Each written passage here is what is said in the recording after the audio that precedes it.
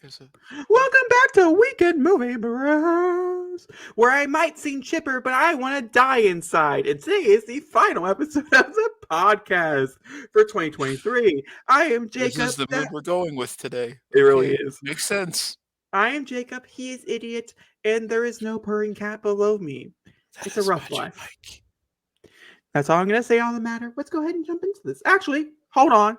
If you've never seen our faces before, that Hi. makes sense. It's been a minute since July.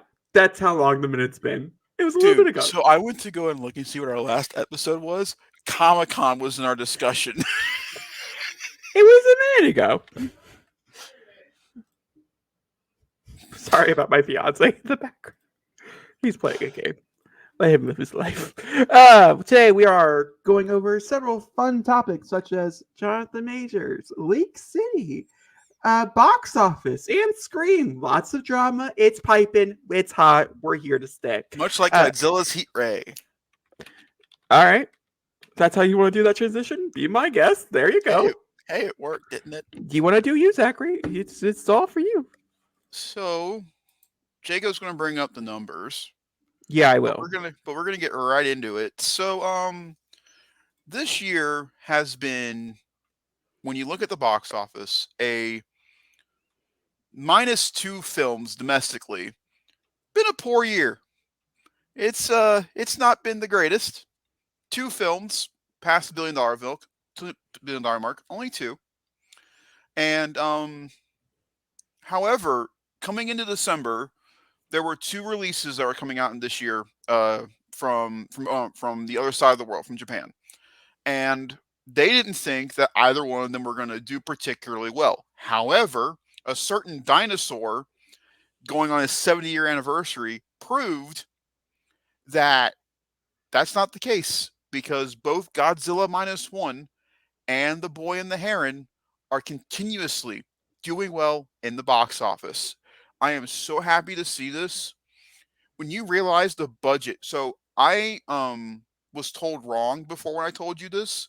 Godzilla minus one's budget was not $15 million. I was wrong. It is 7. Sorry. But again, when you watch the movie, you wouldn't believe what I told you is true. But it is. Because the director said beautifully, "Ha, that's funny. I wish I had that money." Which is hilarious. I wish I had that money. It's Honestly, hilarious. I'm gonna start using that in my everyday life. And obviously I think The Boy and the Heron's doing so well because it is Miyazaki's last movie. And so people want to go support his final film in theaters. Makes sense. Also, I heard the movie is utterly fantastic. I hope I get to see it before it leaves theaters. That's a goal of mine, honestly. And so my goal going in 2024, see more Japanese sub movies. That is my goal, because clearly I am missing something. But since you have the numbers, Godzilla and Boy and Yeah. Heron are doing well. But overall, Jacob, this year, the box office minus 2 movies. How Well, was it? we'll talk about the box office overall in 1 second. I do want to point out the box office for Godzilla and The Boy and the Heron, as they both did open. I don't think Godzilla ever opened number one, but it was really high up. I think it was number two. Did they open number one? I can't remember. I believe they opened number 1 there the weekend they came out. I Let's see, believe. domestic weekend. So the post Thanksgiving weekend, it was number 3. Number 3. The weekend afterwards, I no. feel like I feel So like they hit 1 it's at some point. it has not hit number 1 at all. It's been stationed at about number 3, which is not that bad. We're not talking like horrible here. So domestically, it's at 34 million. Once again, on a $7 million budget, especially That's being overseas insane. almost entirely. I think you have to watch it with subtitles. This is huge things. Hmm. Worldwide, it's up to 64 million, but it has not hit Japan or China yet. It Which is just got its crazy. release dates for both those. They just got announced. They'll be happening in early 2024. Can we So. talk about that for a second? This film from Toho in Japan still hasn't got it. Yeah, it is kind of crazy. I do have to agree. I will also have to mention, Toho came over here and decided to release the movie They themselves. fought for it. They They wanted it to be released here. they pulled a what I would like to call a Taylor Swift. and said, no, studios, we got this. Because normally, if you sell it to a studio, they'll release it over here, but they'll bury Limited it. time. And then they'll bury it for people who won't see it, and then they'll remake it in like 5 years and be like, "Oh my god, look at this new IP!" In reality, it's like not a new IP. Other countries do it too. It's not just America, but America is notorious for it. And so both Godzilla Minus One and The Boy and the Heron both got released by their companies over here in Hmm. America. And it's all based on word of mouth, how well they did. Yeah, Um, the Boy and the Heron was opened number one. It opened with 13 million when it opened, that's so debuted. crazy. It's up to 24 million and 88 million world international with 112 worldwide, which is great. How great. Now, I have been told The Boy and the Heron is the most expensive anime movie ever made, from what I That's understand. well, yeah, because it's Miyazaki. He wanted to go out with a bang. Exactly. So I don't know how well profitably that is because I don't know how well the most expensive We'll animated talk about movie. that when it happens. I don't know, but overall, like it's a great sign for American audiences to be accepting things like this and going to the theater to go see them. Yeah, I And think I it's had also to sorry. go on. No, what do you think?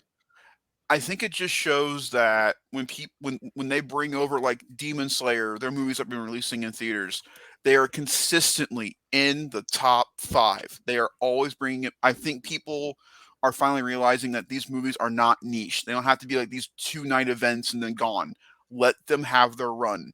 Clearly, they're bringing money in. I also have to say, one, we're still really early days on both these films in the box office. For Godzilla, I sure. think, is leaving. I think it only had like a 3 week or No, they something. expanded again. Okay. Um, it all will be dependent on the final numbers if this is worth it or not. Maybe it's only worth it to put in your theaters for 1 week, or maybe it's worth it to do like Taylor Swift and Beyonce did and only put it in there for the weekends, so you can get the best time slots on the Yeah, weekends. Who knows? Maybe it's horrible to open it on the weekends because you have the worst time slots because you're going against all these bigger the bigger blockbusters that are bigger movies. than you. That the theaters are going to probably support more than your movie. Yeah, Um, and then you have The Boy and the Heron, for instance, which has a subbed and a dubbed, which means those times automatically have to be split. And you want them in the premium screens, it gets all confusing and stuff, especially for the people releasing it and things. hmm But I have to give a lot of credit to Netflix.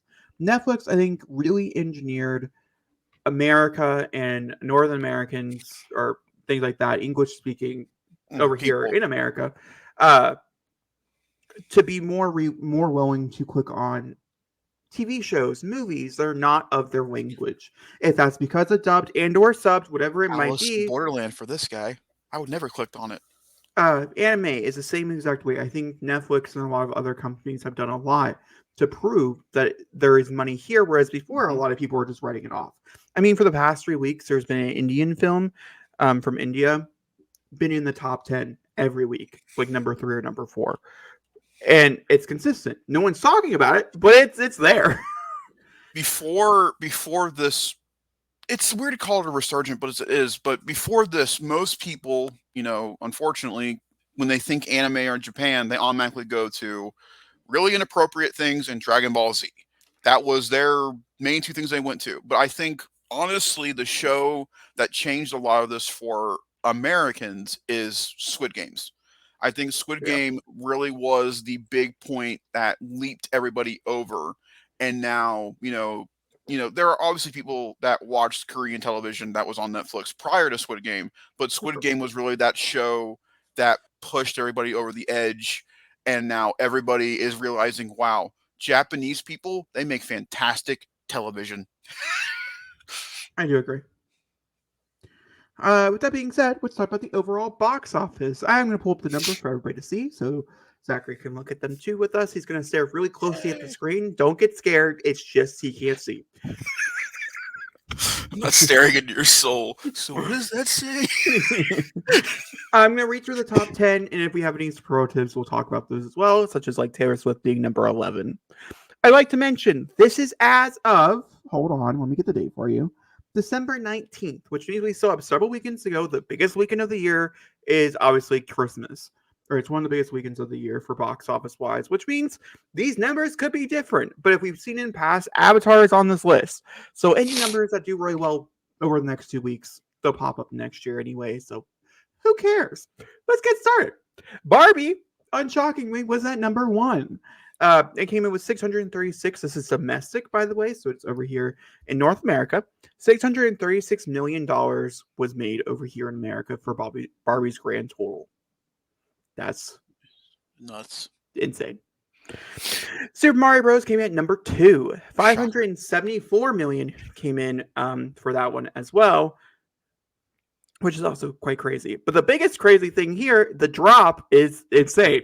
Now we're down to 300s, guys. Like, I mean, you can't paint these numbers. It's like I said before we started this conversation. 2 films really ran the box office this year, and then everybody else was just there. Spider-Man Across the Spider-Verse came in at number 3, which is great for that movie. Also for animated movies overall, especially adult animation, because I would count Spider-Man as an adult animated film. For freaking sure. It's 381 million worldwide or domestic, which is great. Mm-hmm. Guardians came in at number 4 with 358 million, which is also great. Oppenheimer, the movie that could, came in with 326 million. Don't worry, his big number is not until we get to worldwide, so be patient, guys. He is coming. Do you realize 2 of the top 5 are both from Universal? Yes. That is the top 5. Zachary, before we move on to the bottom 5 of the top 10 here, any surprises? Mm-hmm. Anything you're like, oh, Oppenheimer. Oppenheimer, okay. Anything else? Oppenheimer, honestly. Barbie.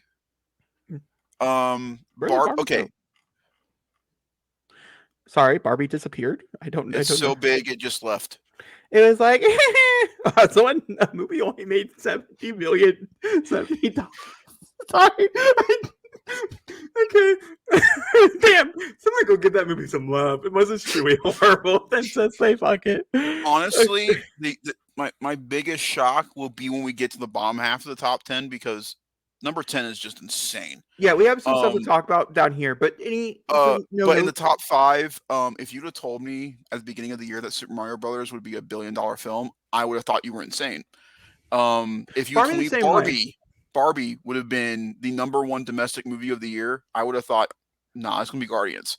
The fact that Guardians is that low just shows where we currently are in the MCU, but we'll get to that later. Well, I think what shows, actually, we'll get there.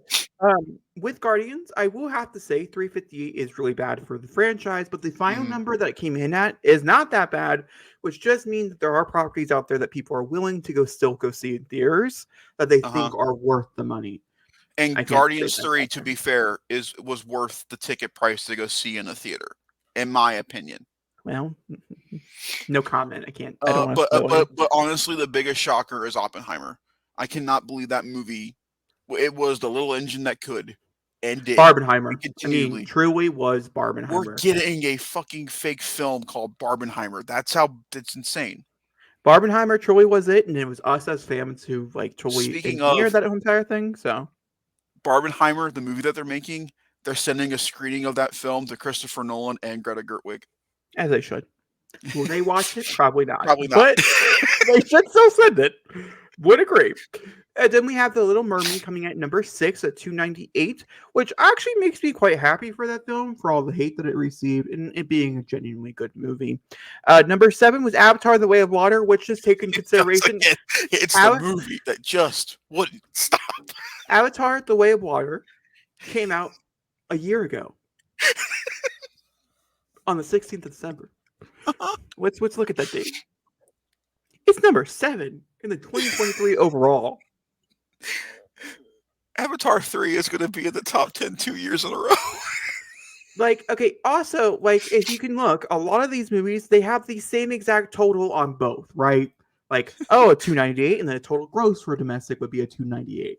Avatar, a 283 is a gross, and then 684 was the total. That means it made an extra $200 million at the beginning of this year. More than that, Zachary. I say around maybe $300 million extra dollars they made. And it deserves it because that's genuinely a good movie. It just says James Cameron can do no wrong. It really is the case. Ant-Man and the Wasp: Quantumania came out at 214. Yeah, somehow I feel like that's deserving.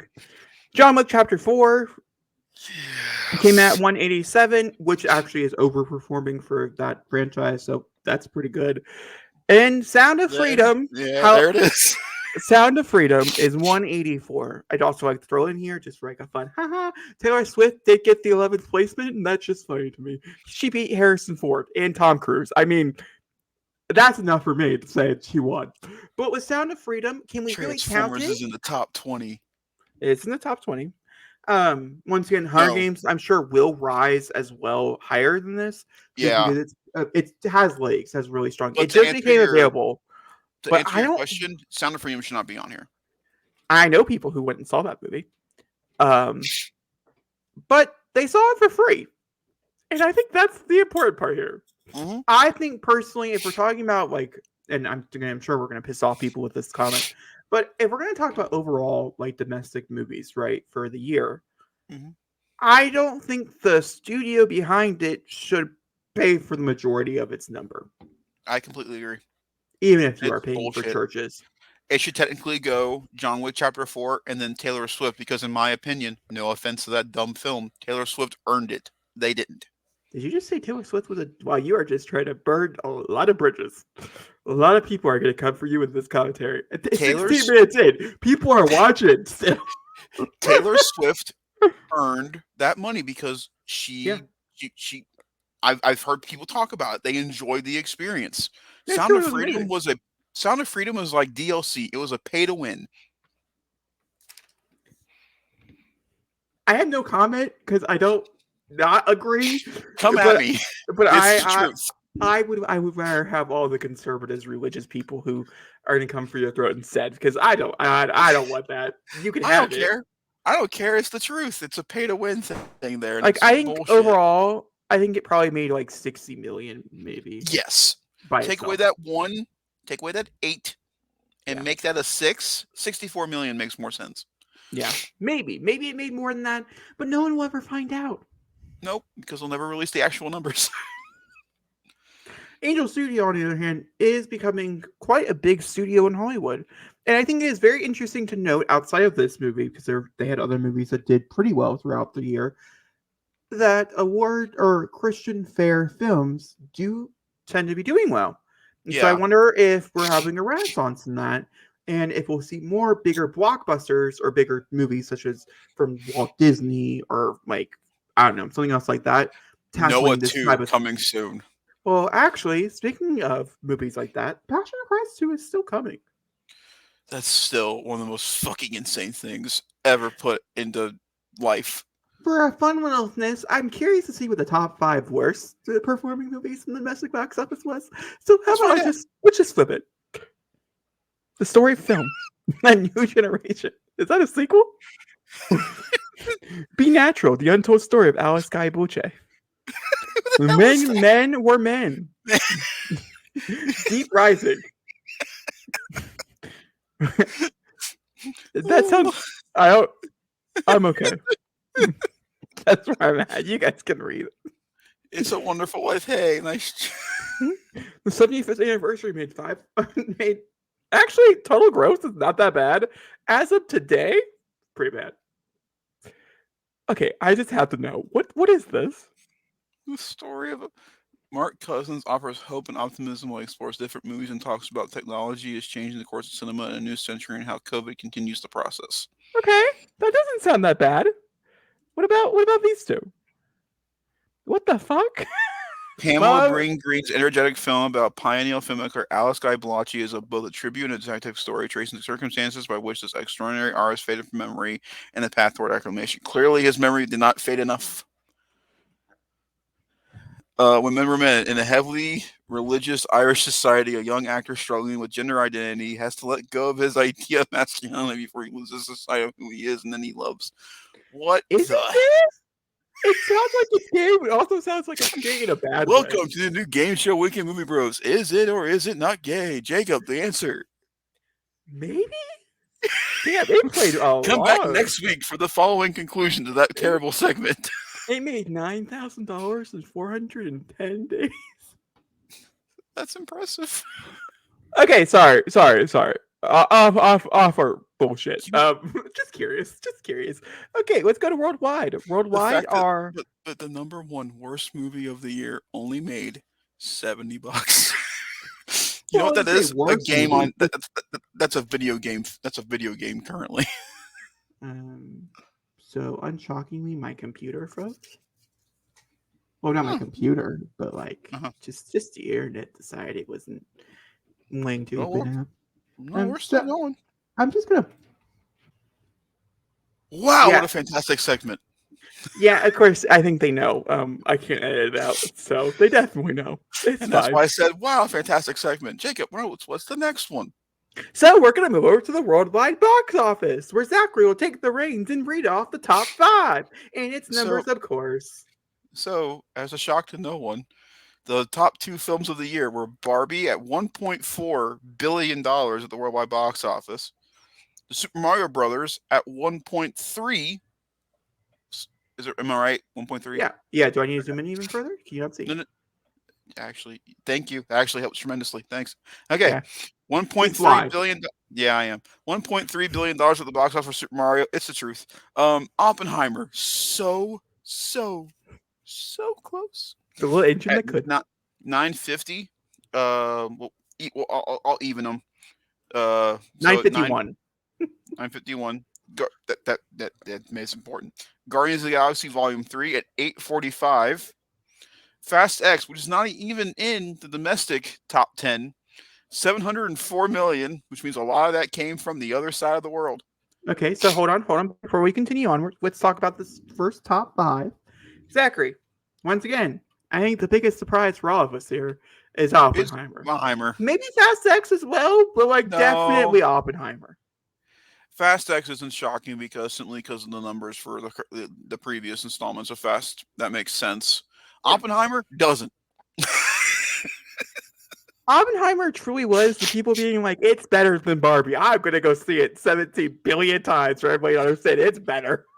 Can I tell you something right now? And I'm just bringing the haters today. If Oppenheimer did not come out the same time as Barbie, it would not be in the top 10 for this year. No, I do think it'd be in the top 10.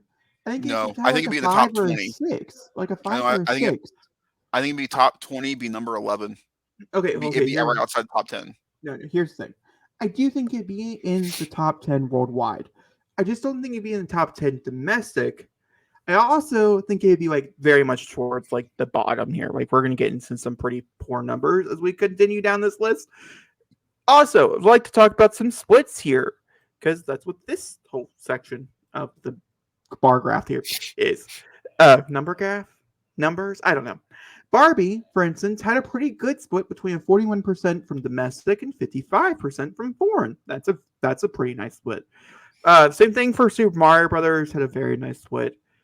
Oppenheimer, it got most of its money from overseas. Same thing for Guardians, had a lot of its money from overseas. Fast X is basically an overseas franchise by this point, and that's all it is. That's an 80. They might said 79, but that's an 80. Should they count Fast X as a foreign language film at this point? Honestly, at this point, I would say so. Vin Diesel has such a following over in China. It is crazy. So, moving past the top 5, we're getting in the lower half of top 10. Spider-Man Across the Spider-Verse had 690. Very good for that movie. I think Great. It's up from Into the Spider-Verse, if I'm not mistaken. We can double check. Little Mermaid after that with 569. Again, very good for a remake from Disney. It's not the best numbers for a remake from Disney, but it's up there. Mission Impossible: Dead Reckoning, no matter how conflicting and controversial that film is, it's still made $500 million at the box office. Mission Impossible still kicking. Number 9, Elemental. So happy for this movie. Finally got to watch it. Love this movie. So good. It deserved the money it got. It also shows Pixar cannot be pushed around. Sorry. Number 10, Ant-Man the Wasp: Quantumania at the abysmal 476 million. It just, yeah. Here's the thing. So, Zachary was optimistic with all of his choices here. Zachary was the good cop. I'm going to play the bad cop because I feel like the bad cop needs to be played. That's how I feel. Okay. Little Mermaid, that's a bad number. It's a bad number. Every other Disney live action movie has made $1 billion except for Cinderella, which was the first one. That's a bad number. I hate to say it. I like the movie. I'm not trying to be a doubter. It's happy it made top 10. I'm grateful for that. I think it's a great movie. I think it deserves more. 110%. Do I think it should be a Pinocchio didn't billion make a dollar picture? billion. No, I don't think it deserved $1 billion, but it should have been highly much. It should be much more closer. Disney hate truly was a big reason why. Mission Impossible, that's laughable. These are both laughable numbers. Mission Impossible in the past 5 entries have been 700 or more. Even. They have gone up. This is like dropping so far off the map. Tom Cruise is high, is over. It's dead. No, and it's not. It's pretty much gone. And the only reason why I say this, once again, I'm the bad cop, you're the good cop. We're playing different games. What do you mean? What do you mean? They took away Dead Reckoning Part 1, Part 2 from the title.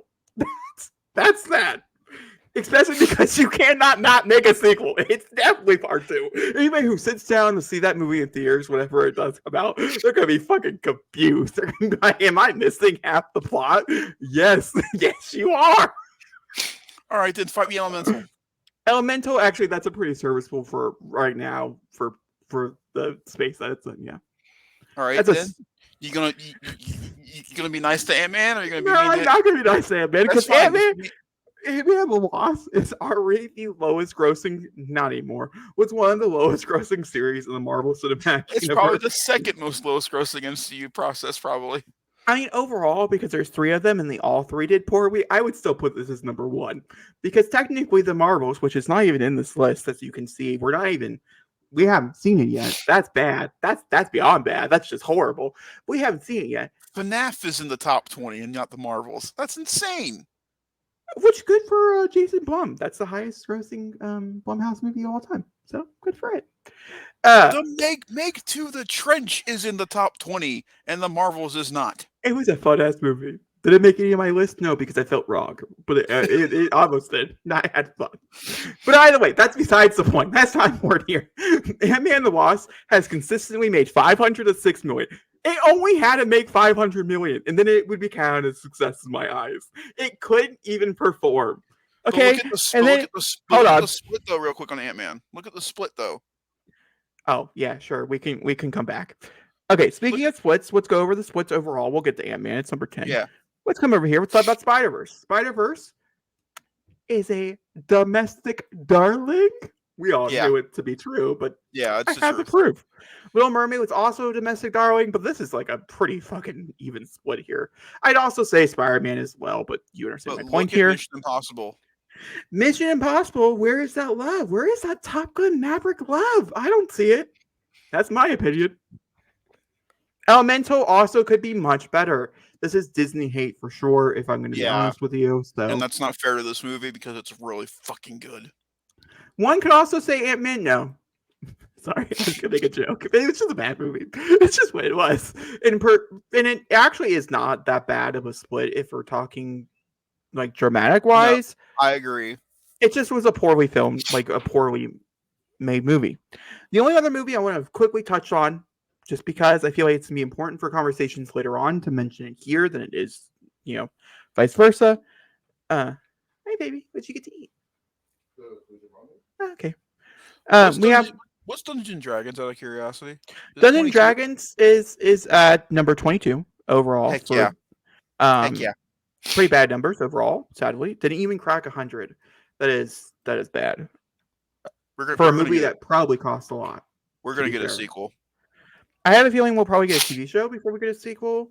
Is my and I'm down for it. Absolutely down for it. I'm okay with that too. I know the cast is always down. So maybe in like 10 years they'll be like, let's revive this shit. Paw Patrol's in the top 30. That's insane. Okay. Oh. Hold on. Sorry, guys. Okay. Going over to the Marvels, which is the only one I really wanted to pull from here, because I think because we're having a Marvel conversation, we might as well talk about the Marvels. This is bad. Yeah. There's just no other way around it. It didn't crack 100. It was 20 million away from 100. Yeah. The Nun 2 made more money than the Marvels. Nun 2 is a surprisingly well balanced franchise. That's pretty crazy to me. The Equalizer made more money than the Marvels. I'm just gonna keep going. Insidious. Actually, Actually, Equalizer no. did not. Yeah, you got to go above the Marvels this way. So we have Dungeons and Dragons made more money. Sound of Freedom made more money. Equalizer Taylor's. 3. Equalizer 3 made 92 million Oh, domestically. oh, I'm you're talking looking at about the domestic domestic numbers. wise. Yeah. Hold on, I got you. But guess what? I could sort this however I want. Oh my god! All right, the Marvels is at number 23. Everything above this. Yeah, The Nun. it's insane. Okay, let's talk about movies that come out Ninja here. Turtles made more than Marvels. Ninja Turtles actually did pretty well. We should get a sequel to that. We are getting a sequel in a show. As Where's we should. It did. Transformers? Transformers is actually higher than this. It's Oh, much really? better. Thank Uh, God. well, My franchise is safe. Okay, good. Troll- Sorry. I was really nervous there for a second. Trolls Band Together, by the way, if anybody was curious, just came out. I And want to it made watch more that money. movie. I want to Huh? watch that movie. I want to watch that movie. Yeah, sure. Transformers is number 12. Heck, that's my boy. Look at my boy. It's not great under Transformers lies, but I'm going to let Hey, Zachary have the moment. I'm going to let you have the listen, man. moment. Between Bumblebee and Transformers: Rise of the Beast, we're on a good stroll here. Let it be. Speaking of titles such as Bumblebee and stuff, what was the other? Oh, no, was it John? Which one was it? Blue Oh Beetle. my! Oh, Blue Beetle did not. Oh, I'm clicking on the wrong number. That's my problem. All right, here we go. Back to normal. I wanted to see how well Spider-Man did, and then we can always type in Bumblebee as well, and then we can move on. There he is. Bumblebee. I love that you did Bumblebee first. 467. Actually, you know what? That means we have a consistent audience. Yes. That's good enough for me. It's a win. There you go. Yes, it Zachary. is. All right, Spider-Man's automatically going to be a win, but I'm just curious to see how big It's of a an win. Oscar nominated. It's an Oscar-winning film. Yes, it's an automatic win. Well, Spider-Man to Spider-Verse, remember, did not do very well originally in the box office. Insane. So, 384 is definitely not where you want to be. But Compared to where it is now. I'm sure they're very happy they made its sequel, which is 690. It doubled Yeah. it. All because of Netflix. I do put all the support behind this movie on Netflix because Netflix is what everybody watched the movie for the first time. It made $120 million on its opening weekend.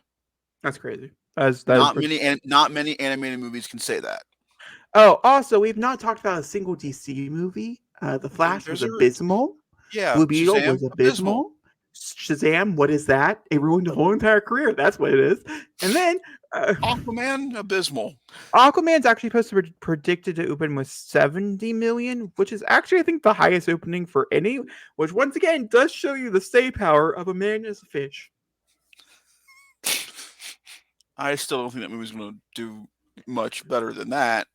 I don't know. Obviously, that is all based around second weekend drops and stuff. We'll know this weekend. Let's see. Aquaman, the first one. Ah, there it is.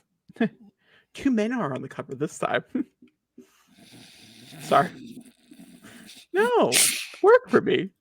Oh, God damn it. It doesn't matter. It's trying to tell me we need to move on. Oh, I say that as it arrives. Oh, okay. So this is definitely like a Vin Diesel type of movie. Yeah. It's definitely like, who's me? Oh, okay. It's looking to open about the same night. Oh, that's a lot of years ago. If anybody but it will not hit the $1.1 billion that this one did. Who knows? Maybe international people will still love it. Who knows? Like, I mean, I'm not here to judge them. I think it looks here's okay. my philosophy. Here's my philosophy when it comes to that. And when you look at the numbers for Shazam, when you look at the numbers for the Flash, I'm not counting Blue Beetle in this because it was during the strike. It had no chance to make any money. I'm specifically looking at Shazam and Flash. Yeah. When you look at, I'll just use the Flash then. When you look at the Flash, people, again, on point. The Flash proved that people do not care about this version of the DCEU. They don't care. They're just And done. I'm yeah, and done. I think Aquaman will also reflect that. Will it have a good opening? Sure, but I don't think it's not. I don't think it's gonna. I think it's domestic. Is that Shazam? It's Shazam for you. Yeah, yeah. Um, Of course, I thought the, it was funny they made another one of these at all. So, I like, to know. be Yeah, fair, like, you were shocked about that to begin with.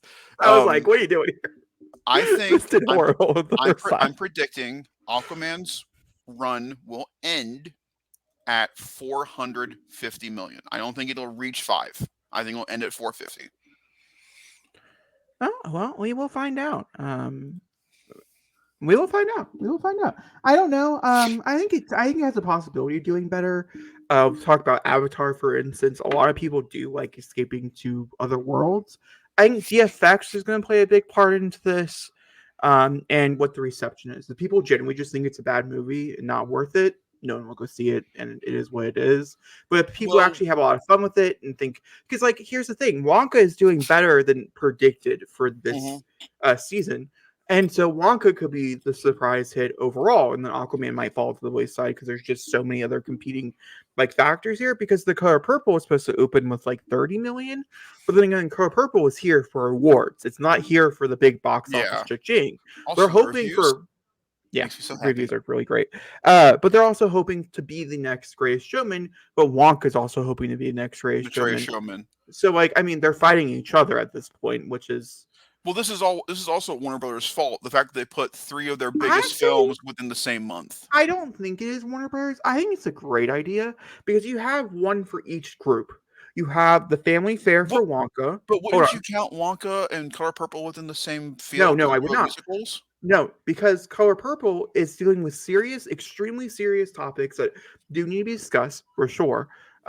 Extremely serious topics with the PG-13 rating. It's automatically Yeah. going to limit your audience. That's just what it is. Wonka is a PG film that has slightly serious subject matter, mostly fun, very kids friendly. You can dance to it. You can have a good time. It's colorful. It's a different vibe. That's really is your family movie of the season. Hmm. Color Purple is your like if you want a good time but also want that serious element, you have that. Then Aquaman is your escaping realm. Like there's no way it could happen. This is unrealistic to the highest content, which I've heard Wonka also has. So it really just depends, Hmm. is my opinion. Um, But I yeah, can. just But I think this depends. also just continues to show how diverse Warner Brothers can be, and that they cannot that like they're not just stuck in the one area. That they can still branch out and put out multiple films in the I, same month I would and also then like still to do well. mention that Aquaman also has Amber Heard in it, and so there's no saying what that will do. Well, if we're gonna look at the Flash, that could really affect the movie. That's my point here. I mean, you never really know what's going to be a curveball. And then you also have Jason Momoa going around saying that he thinks it's going to do horrible. Those Well, are he's his already exact well. words. Let's all be real here. What's Momoa doing? Getting ready for his next role in the DC universe, aka, hey Lobo, we'll see you soon. Which He's ready to move on too. They're all I, are. I think he needs to just focus on Fast 11 because truly, oh my god, one of the greatest roles ever born. It's I truly know, one. but I think he'll get his second one in Lobo. I truly do. I think he's gonna really be a big Well, we'll factor talk about that later. We have a here. whole Yeah. section to talk about it. So Well, let's make this one next one short and sweet. Katie, 3, 2, 1. Thank God. Move on. All right. you took it away before we could even say anything. Sorry. 3, 2, 1. Thank. No. I do want to say I'm very happy. The WGA strike went on for over 100 days. The ag strike went on for over 130 days. Then had the possibility of starting back again and then got outvoted. So I'm very grateful for the strike to be over. Isn't it Um, crazy that the original strike that started all this was shorter than the other one that joined after? Yeah, it is. You would actually really think they would want the no. See, like here's the problem. I think we have officially after Christmas is done, we have officially hit our lull period Hmm. where movies are like, oh god, we had to release those. Did we make those? Oh shit, we didn't make movies for 100+ days. That's bad. that's like 40 movies that did not got made over the course of time to be done to edit. You have other movies like Beetlejuice and things like that only had like 5 days left of shooting. That's not that bad. But like, I mean, it's not good. So I'm happy that Marvel Hollywood. looks at you and gives you the biggest middle finger. Goes like, our entire schedule got rerounded again because of this damn Yeah, thing. but also like I think Marvel's also thinking inside. Speaking of Marvel and thinking inside, I think they're not mad because No, well, they yeah. get to solve other problems. Beautiful transition, Jacob. Absolutely beautiful transition. Kind So, of where I Jacob, what happened yesterday? So we were actually thinking of doing this, and I was like, I have this feeling something big's gonna happen, and it did. So Johnathan Majors got dropped by everything back in March, which we Mhm. did cover back in March. You can go find that podcast somewhere. I don't know where it was at, but we did talk about it when it initially did happen, and I was on the side of maybe he didn't do anything, well, maybe he did do something, but maybe it's not as bad or whatever Yeah. it might be. A lot of other people came out and not of his defense, but he was on a high, which is normal for actors to find a scrutiny somewhere in here. And Yeah, I he was don't on a know. real high. Ant-Man was doing terrible. He was And then losing every. actually, for an actor who had never really opened a movie before, him opening both Ant-Man and the Lost Quantumania and Creed 3 within 3 weeks, both with huge openings. Technically, Ant-Man did open really big. It just didn't stay really big. I mean, that's not his fault. That's the franchise as a whole. Yeah, it's not his fault. And then Creed 3 ultimately doing one of the best entries in its entire franchise, like in the Creed space. I'm It's not a talking about great. Rocky overall. It's a great movie. You know, I do think has a lot to do with Johnathan Majors and those type of he did not deter anybody from going and seeing those movies, and that's almost better than bringing people to their seats for a Hmm. movie person, for an actor. So he was at, I would say, a high in his career. He had just like landed like a 7-picture deal from Marvel to be the next Thanos. Not anymore. That brings us up to yesterday. Yesterday was his final hearing. It got pushed and finally did happen. And he was charged with a third-degree domestic violence thing, something along those lines. Essentially, he was charged as being someone who was guilty. That's Mhm. essentially what it came down to. He had Marvel quickly. he had 4 charges against him. 2 of them were acquitted, which were the bigger ones, and he Yeah. was charged with the 2 smaller ones. Which equals could be in February. We'll find out if he gets a year of jail time, which is possible. He also could just get probation. There's a lot of different ways they could handle the Needless to say, situation. Marvel did this to him. Yeah, Marvel made that call really swiftly. Click. He got the verdict. 10 minutes later, he was fired. Here's my mentality when it comes to this part of it. Before we get into the movie side of it, when I think about it for a second, I guarantee you, Marvel was waiting. Like, so if he's innocent, Oh, for sure. We'll work with him. We'll see what we can do. Maybe we can find this. If he's guilty, get rid of him. It's done. We have enough problems right now as it is. Yeah. This is a whole other. This is like Ezra Miller I again. mean, this We is don't the need it. thing. Here's the thing. One, it would look bad. Yes. Disney accepted Jonathan Majors and didn't accept Johnny Depp by, basically firing Johnny Depp from everything as well. Yeah. Even though he didn't have any current projects, they made a pretty strong statement Yes. saying that he wouldn't be invited back even if he did have a project. Well, then the other thing is that it would have been a lose-lose for Marvel anyway. If they would have let him stay, people would have been mad. If they fired him, people were mad. It was a Well, lose-lose no matter what they people would have weren't done. as mad, and I think that's because his performance as King Has is not been. very, very loved. It has not been. It's not like, oh my god, Thanos. But also Thanos. Here's the difference. The big difference between the two, and I think this is where King went wrong. Like if we're talking overall here, as like a creative side of things, making him the villain of Ant-Man: The Wasp: Quantumania was Hurt the him. issue because then he just seemed like an Ant-Man villain. And then anybody could beat him. That's my opinion.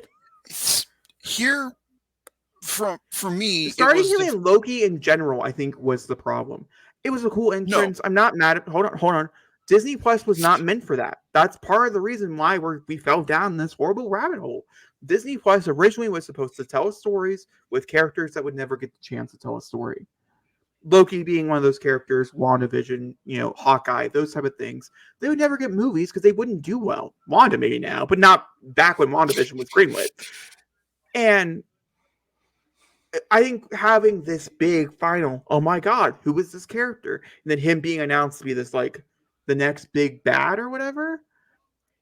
I don't know. I think overall King's introduction, King's doing whole 9 yards, it felt very small and did not feel very overarching. They Here's the thing with Kang. Kang can be a Thanos level threat Oh yeah. villain. He really can. But it was the way that they executed their plan in introducing him. If this was their plan from the get, then this should have been talked about in Endgame. This should have been the big thing. There should have been something involving King at the end because they were dealing with time stuff in Endgame. It would have made sense to bring him up there. Then you rely, you're going to hate me for this, but it's the truth. Then you rely on the multiverse thing after Loki comes out. Then we get Spider-Man No Way Home. Great movie, but it also is causing problems like people are confused. What is this? And then Doctor Strange happened. And I think Doctor Strange really did the nail in the coffin when it came to multiverse stuff.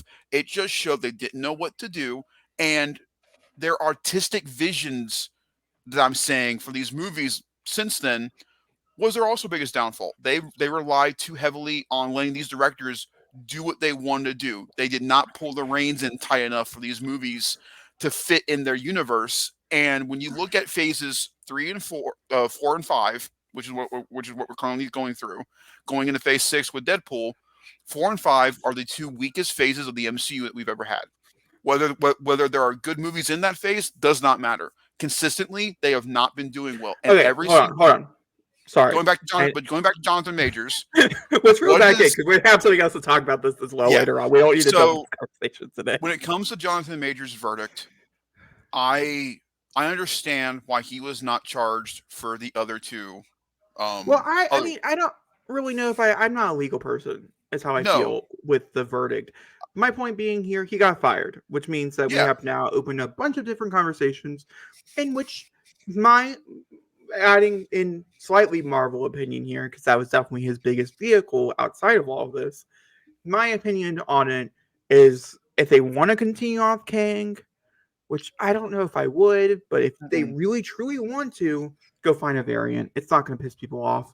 We'll accept it and we'll move on. Someone brought it up today on the John Campea show. There is a child version of Kang. How twisted and dark would it be if it went like a child Kang variant route, and that was the big bag going into it? But they've already gotten rid of the Kang title from Avengers 5. I think that was Marvel's way of saying we're gonna move on. No, I don't necessarily think so. Because I only say this because the titles were removed already. They're both Secret removed Wars, no, Secret Wars still has its higher title. It's just Avengers originally. 5. They got put back on there. Originally, they canceled. They didn't cancel both projects. They took off all the directors, all of the writers, off both projects, both Avengers movies, um, which wasn't a bad thing. I'm really mad who they replaced it with, but that's a different conversation for a different day or for a different point. I should say it's going to happen. It's just not right now. But they already took it off, and then they put it back on because they're like, "Oh, okay." It kind of looked like the public reception of Johnathan Majors was going up, and so they're like, "Oh, maybe he will win the case." So we'll call it King Dynasty again, and then we'll start referencing it as King Dynasty instead of Avengers 5.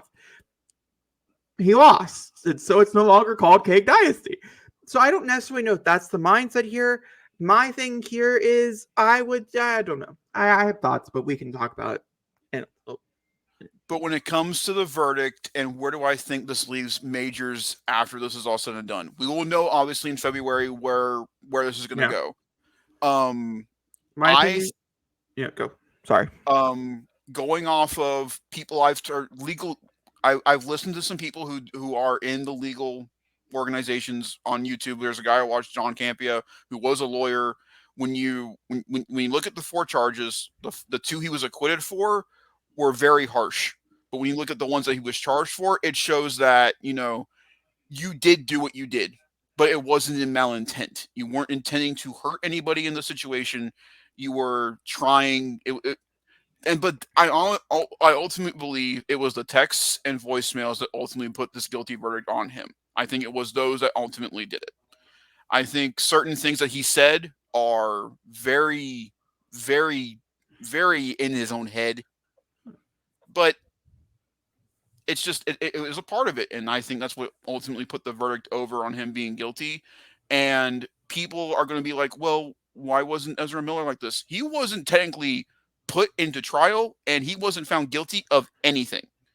Yeah, And yeah. Even though he definitely should he should, yeah. have been. But Majors, whether we agree with what happened or not, he's going to have ramifications for this for the rest of his career. If people like us got charged with what he got charged with, no one would know the difference. Every time that man goes around now, someone's going to look and go, "Hey, you're the fucker that did that," something like that or whatever. It's He gonna be lost everybody. Everybody dropped him. Everybody. my opinion. If he wants to continue a career as an actor, which Start people small. do, start small, go small, and do not fight this. Don't make this your next big thing. Don't put it back in the court. Don't continue to go after it. Don't dispute. Don't just move on. Go make your name for yourself. In 10 years, people are going to forget. Then maybe you can find another project that makes you bigger. Or maybe you can find that Oscar project and people are going to remember as your Oscar announcement. They're going to be like, oh, wait, is that dude? But it's going to be too late. And you already won. So it doesn't really matter. My biggest thing for him is that look at the man who started the MCU. Yeah. You can easily make a comeback from this, Yeah. and You have to have the right vehicle. just pick up the right vehicle. I think I love using RDJ as the example when it comes to this stuff because it's the truth. The Johnathan Majors would have been fired from the MCU if it were not for being RDJ where he was in his life and where he got to. So, I love Johnathan Majors as an actor. I think he's phenomenal. Anything I've watched him in, he's never been the issue with the project. As a person, differences aside, that's here nor there. That's a difference of how you feel about it. Exactly, we don't know him. And so, but from an entertainment point of view, he needs to definitely use this time to figure out what his image will be, how he wants to make that image. And if he ends up, I don't think he'll serve the sentence time. I don't think he will. He might get like probation maybe or some kind of parole. But if he ends up serving the year in prison, hopefully that'll give him time to reflect on what he needs to do moving forward in his career after that. But I'm glad it's done. I was really nervous it was going to go all the way into the new year. I'm glad it's not. I'm also very proud of Marvel for not waiting till the end of the year to announce anything. I'm really glad they got this out of the way now, so we don't have to think about it for a month. Like, what's Marvel going to do? It's good. It's good for everybody to get finally like, okay, so now where's Marvel going in that direction? Exactly. I do agree. Speaking of people that got fired, let's talk about Scream. Man, you were just killing it today. I'm waiting on that one. That one wasn't like a... This is all yours. Well, I'm curious to see what your thoughts and opinion on this because I think there's a bigger conversation. But you know more than I do. But I'm going to go through the rundown of... It is called It's a Great Job. I'm gonna paste it out for you. So essentially what happened... This should just be called... So, if you guys don't know, Scream 6 was a masterpiece, and Scream is on a high. The highest of highs it's ever been on in its franchise. And if you guys don't know, Scream Gems, who is the co-owner of the copyright for Scream, the owner of that company is a... What would I like to say? A cheapskate? Is that the word I'm going to use today? I think we're going to use the word cheapskate today. He is a cheapskate. He wants everything for bone dry cheap. He wants the actors for bone dry cheap. For instance, Melissa Barabra and Johnathan Majors' contracts were in the low figures amount. They probably got paid $700,000 for both movies. Which to us, that's a lot of money. But to an actor, that's a low amount of money. Especially how big Scream 6 became. There's no way they weren't going to up the renegotiations, especially Jenna Ortega. Maybe Melissa Barabra, her star is on rise. They could have probably thought it. But Ortega... There was no way of working around it. So the script was written right before the strike had ended, or right before the strike had gone on. They wrote the script for Scream 7. Same people were coming back. They were in talks to deal for Crystal Landon, who eventually did get signed on to the project over the time of the strike. Right before the strike, right after the strike ended, they called Jenna Ortega's lawyer and said, this is what we can offer you. We only want this amount of screen time, which I think was upwards of like 2 minutes of screen time in the entire movie. There's going to be a few phone calls. She's going to be off to college away from the rest of the people. I don't care spoiling this shit because it's not going to come to fruition, so who cares? That's essentially what happened. They said no. They denied it because it was not worth her. Like, she was like, I'm sorry. I'm worth more than this. I'm not coming back. Publicity Prescott, good for Jenna. Bad for Jenna on a side note because a lot of people believe that she quit because Melissa Barabra got fired. Melissa which Barabra is not the case. got fired a month later outside of the case because they didn't want to pay her either. That's what it came down to. And yet, what they decided to do, because neither of their contracts renewed, they could have just simply said, we have to go in a different direction. The contracts didn't work out. There's a That's not what they lot did. of ways that they could have done this where That's not what everybody. That's not what they did, Jacob. Tell the Right, viewers what they did. they decided to do a slam piece instead, which you guys don't know what that means. It means they're trying to ruin her in Hollywood as an actress. They're trying to blacklist her. If you guys don't know, I'm not going to get really into it because it's extremely serious of a conversation. Right now, there's a war going on over in Israel between Israel and the Palestinians, and a lot of other murky stuff in the middle, but that's really what it's down to. Most of Hollywood is pro-Israel, which is really wrong if you look into it. I'm not here to judge you. I'm not here to tell you what you should do. Just know that do your research. That's all I have for you. Melissa Barabra is pro-Palestine. A lot of people were I've said pro-Palestine. enough this episode. I'm staying away That's fine. from that. That's okay. It is part of the bigger conversation, though, because I mean there is a paper going around. That's part of the reason why they wanted to redo the strike was because of this, because this was not something that was ever talked about before, and now it's a big part of mainstream conversation. Is because you're not like everybody on strike was like, oh, Palestinians go type of thing, Israel bad. Strike ended. Hollywood was like, dude, you can't support that. Everybody took down their posts. Everybody took down their donations, whole 9 yards. There's a few people, Susan Sarandon, Melissa Barabra, a few others, who got scrutinized and like fired from everything that they were a part of. Melissa Barabra did not lose any acting roles except one for this, for a movie that she hasn't started filming. Everything else is still coming out. Whole 9 yards. She still has her Universal movie, the monster movie that just got done, where she's going to play a vampire. It's like one of Dracula's wives or something by the same creators of Scream, like the new Scream movies and stuff. So I'm sure she'll be fine. That's not really the point here. It's the fact that they didn't have to do anything at all. They never had to say she was quietly fired. None of this. They could have just said, oh, I'm sorry, we have to go a different direction.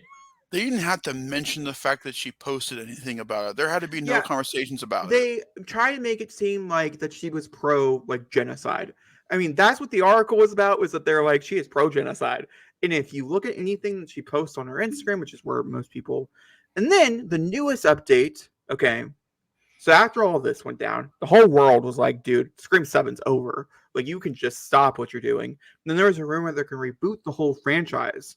Do the whole thing over again, start from Scream like 4. That would be good in other people's good graces.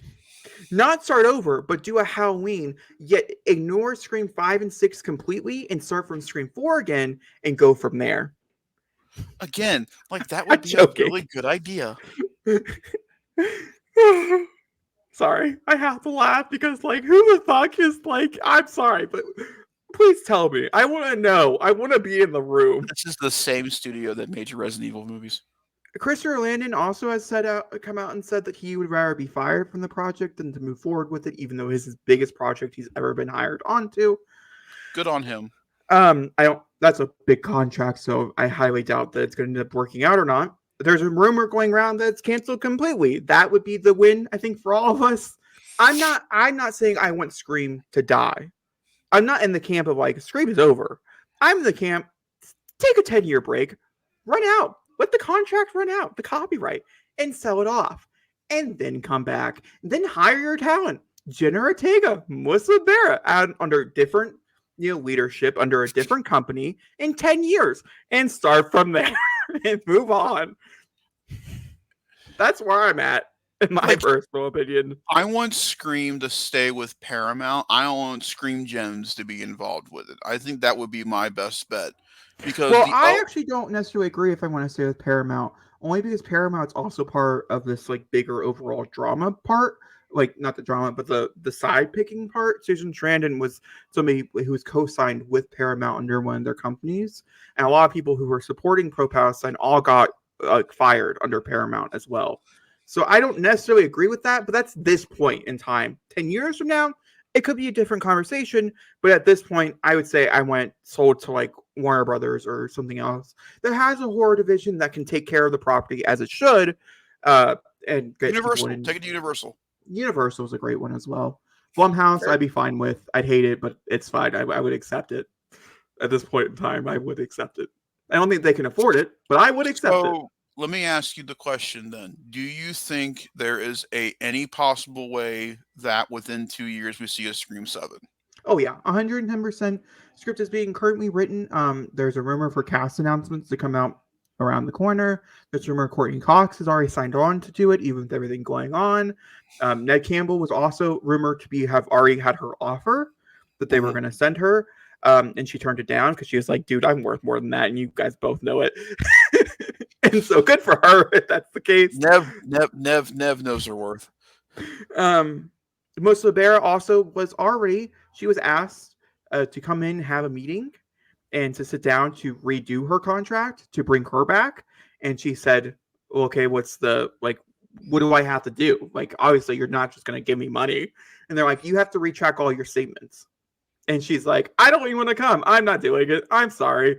Well, she probably didn't say I'm sorry. She probably said "fuck off" and then hung up the phone, or her agent did, or something. She wasn't going to go back on it because here's the thing: if Melissa Barrett did come back, which a lot of people were hoping and wanting for obvious reasons, It um, wouldn't feel right. it would look bad. 10 years from now, won't look bad. Right now, it's going to look like Um, you went back on your morals, which is not something if you ever if want to look Courtney like. Cox did end up signing with the film, how does that make you feel? I will be so sad Hmm. and disappointed.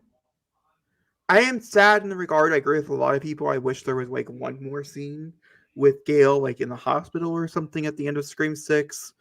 Um, Not a spoiler. That could mean anything. I just want to put that out there. Scream 6 is a great movie, lots of twists. I don't want to spoil anything for you. But I wish she had something else. But she also had one of her best scenes in Scream 6. And so, in my personal opinion, at this very moment in time, in my head, Scream 6 is the final Scream movie. Hmm. I will not be watching Scream 7. I loved Most Vera. I'm a big fan of hers for long before she joined Scream as a franchise. In the And height. yeah, and the Heights was truly beautiful. Vita was truly beautiful, and other things that she was a part of. So like, I'm just these were a hard few days. That's all I gotta say. Well, And the much like fact that neither of the twins have also shown any type of like response. Once again, I will have to find it. It's probably harder for both Gooding and the person who plays the sister of the movie to get out of their contracts. But for their sake, I'd hope that they're not being brought back either. well, much like Ghostface victims, they leak a bunch of blood. Speaking of leaks, let's get to the next story. Ah, oh, damn, Zach. Oh, stop clicking. It's Leak City. Da, da, da, da, da, da. Good This sounds like a lord, man. porno. Not like We a should good call it porno we either. should call it Leak City 2023 because this has been so I want to get into not really. I mean, we just talked about Johnathan Majors and that stuff was pretty serious, but I also want to get into some serious stuff when it comes to this. Over the past couple of days, there has been a serious leak within the video game industry through Insomniac Games. They had almost 1.3 million terabytes worth of data put out in the world. Not only that, but they also leaked out very sensitive information about people that work at Insomniac. People It got doxxed. I yeah. mean, that's what it was. Their entire schedule, contracts that have not been announced, stuff for certain projects has been shown, and these fuckers can go to hell. It's this is the harder side of it. There are more fun sides when it comes to leaks this year for sure, but this is the one that stands out to me the most simply because this did not just hurt a brand in Sony. This hurt people. This was not just about what happened. It was the fact that they overtly ruined a lot of people's lives when they did this. And it's not fair to Insomniac whatsoever. This is bullshit. Insomniac is always, when it comes, always in the latter half of conversations, even though, in my opinion, they are running the PS5 currently and they deserve more love than they currently are getting. And this does not need to happen to them. This is a lot like a couple of years. This is a lot like last year. Was it last year, year before, where GTA 6 got leaked? That's every year. Huh? That's every year for the past like 3 years. But the big one that happened, I where think it like was last year. Was last year's was the big. this I really, mean, the trailer got leaked. yeah, That's th- huge th- as in itself. this they really need to. This is now on Sony, on Microsoft, and then they need to find a way to get either better encryption or something I because don't really know if there's anything you can do. I don't really know. this is Uh, it's just a bummer. As a fan of Insomniac, it's really tough to watch them go through this and see shit that I do not want to see. We talked about it off air, but it sucks. Also, because that is the game space, and which is absolutely horrible. I mean, I have no true words for it. Um, because like, and It's that's just it's just so fucked. I yeah, mean, these are people's lives. I mean, we're not even talking about like, yeah, it sucks for us as people who are excited for these projects or whatever. but that's not even the big point about it. But games get leaked all the time. Like That's not story scripts get leaked all the yeah. time. If you want to know what happens in, well, we'll talk about Deadpool in here in a second. Like there's like a lot of different things. This is different on the stance of like all these leaks are based around a story, based around a game, based around something. These are not people's lives. You didn't dox like everybody's lives. Um, Yeah, you know what I mean? Like, I mean, yeah. these are people who are it's people's lives. I mean, Hmm. their entire depending on what they leaked, I didn't really personally go seeking out anything.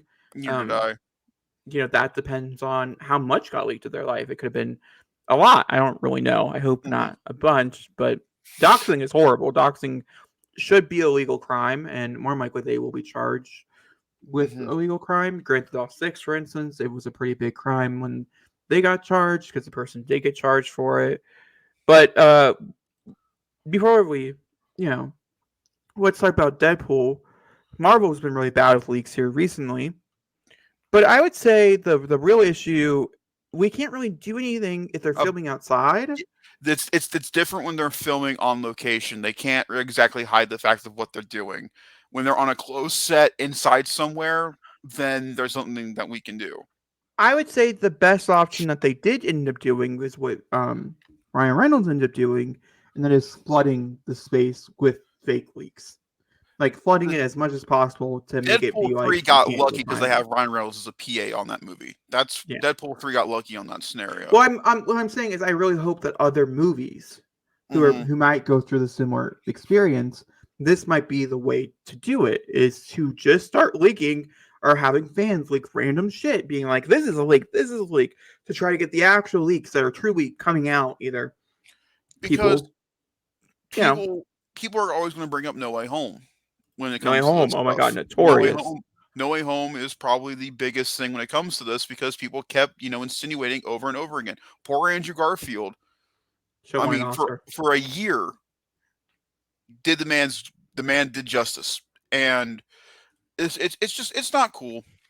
Like when I was younger, I liked seeing these. Like, oh, I saw an image of Batman from a movie I haven't seen yet. That's awesome. But as now being part of this scene, this sucks. I didn't And want to know like about anything from Deadpool 3. And like Anything. for instance, for Spider-Man No Way Home, the counter argument that I'm sure someone will be like saying is it made $1.9 billion. Like, did it really end up harming anything?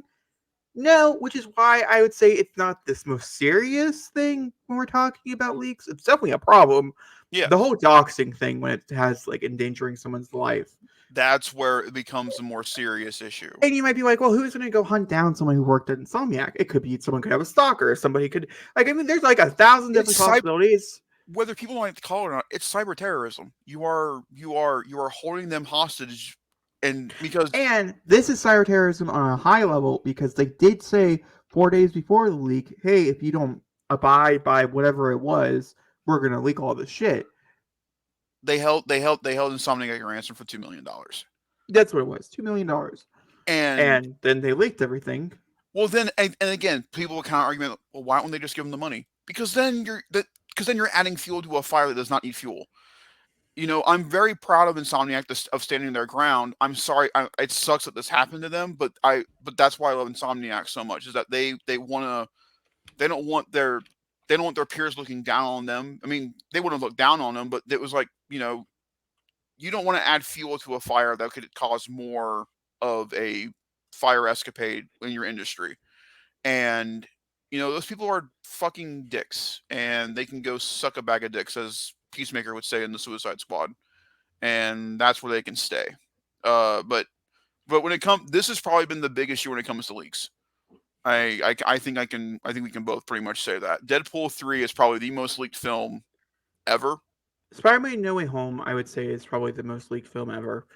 Deadpool 3 is definitely high up there. Do not get me wrong. But I would definitely have to say Spider-Man No Way Home just takes the cake. Do you think they're going to put a trailer out at all for Or Deadpool 3? or Doctor Strange. Oh, Two. no, yeah, Mom for sure. Yeah, Do you think they'll Mom put had a lot of leaks. Do you think they'll put anything out like trailer wise or teaser wise by the end of the year for Deadpool 3? Something to start shutting some people up. Well, I don't think it'll shut anybody up, but I do think we might get a teaser before the Or end of the year. something. They've shot enough probably to do something. Honestly, the strike really put everything a little bit further back for a lot of things. Mm-hmm. So we'll just have to wait and see. It doesn't come out till May, so they might not start promoting it before. It doesn't come out in May. Was it in May or is it July? No, it's July.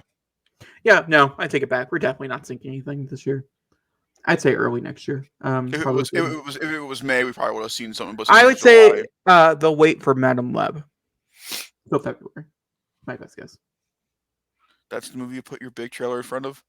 Hey, Sony's gonna be like, "You want Spider-Man? We need the help. Come on, give it to me." And Marvel's like, "God damn it, you're right. Here you go." Then we're gonna mix your universes into our universes, and we don't think that's a really good idea. But and okay. then Kevin Feige's like, "You're not touching with mine. I can touch with yours, but you cannot touch with mine." There's a big enough stain on my stuff currently as it is. We don't need to add the black blood stain from Morbius. Ooh, too soon? It's Morbin time. Next topic. Yeah, let's okay, well, does Morbin time have anything to do with the next topic? Think of a catchy pun here.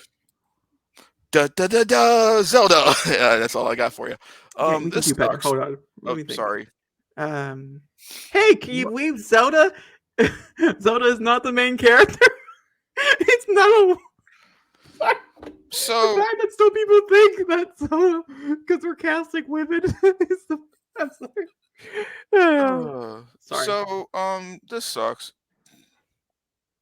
I'm excited. I'm on the opposite. Listen, I actually like Westball. I'm super excited for his Planet of the Apes movie next year.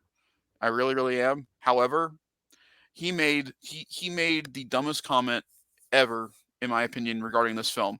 I want to make my movie like a Miyazaki movie. Then let Miyazaki make the film. Miyazaki might not have the time, or Miyazaki might be too expensive. I mean, these are all possibilities. Or Miyazaki's really has gotten older and is tired and is done making films. Exactly, that's what I mean. So you have to have people who want to make films. I mean, Christopher Nolan is like the definition of the cheaper version of Christopher Nolan. Listen, man. First off, the whole Zelda joke you make is completely true, guys.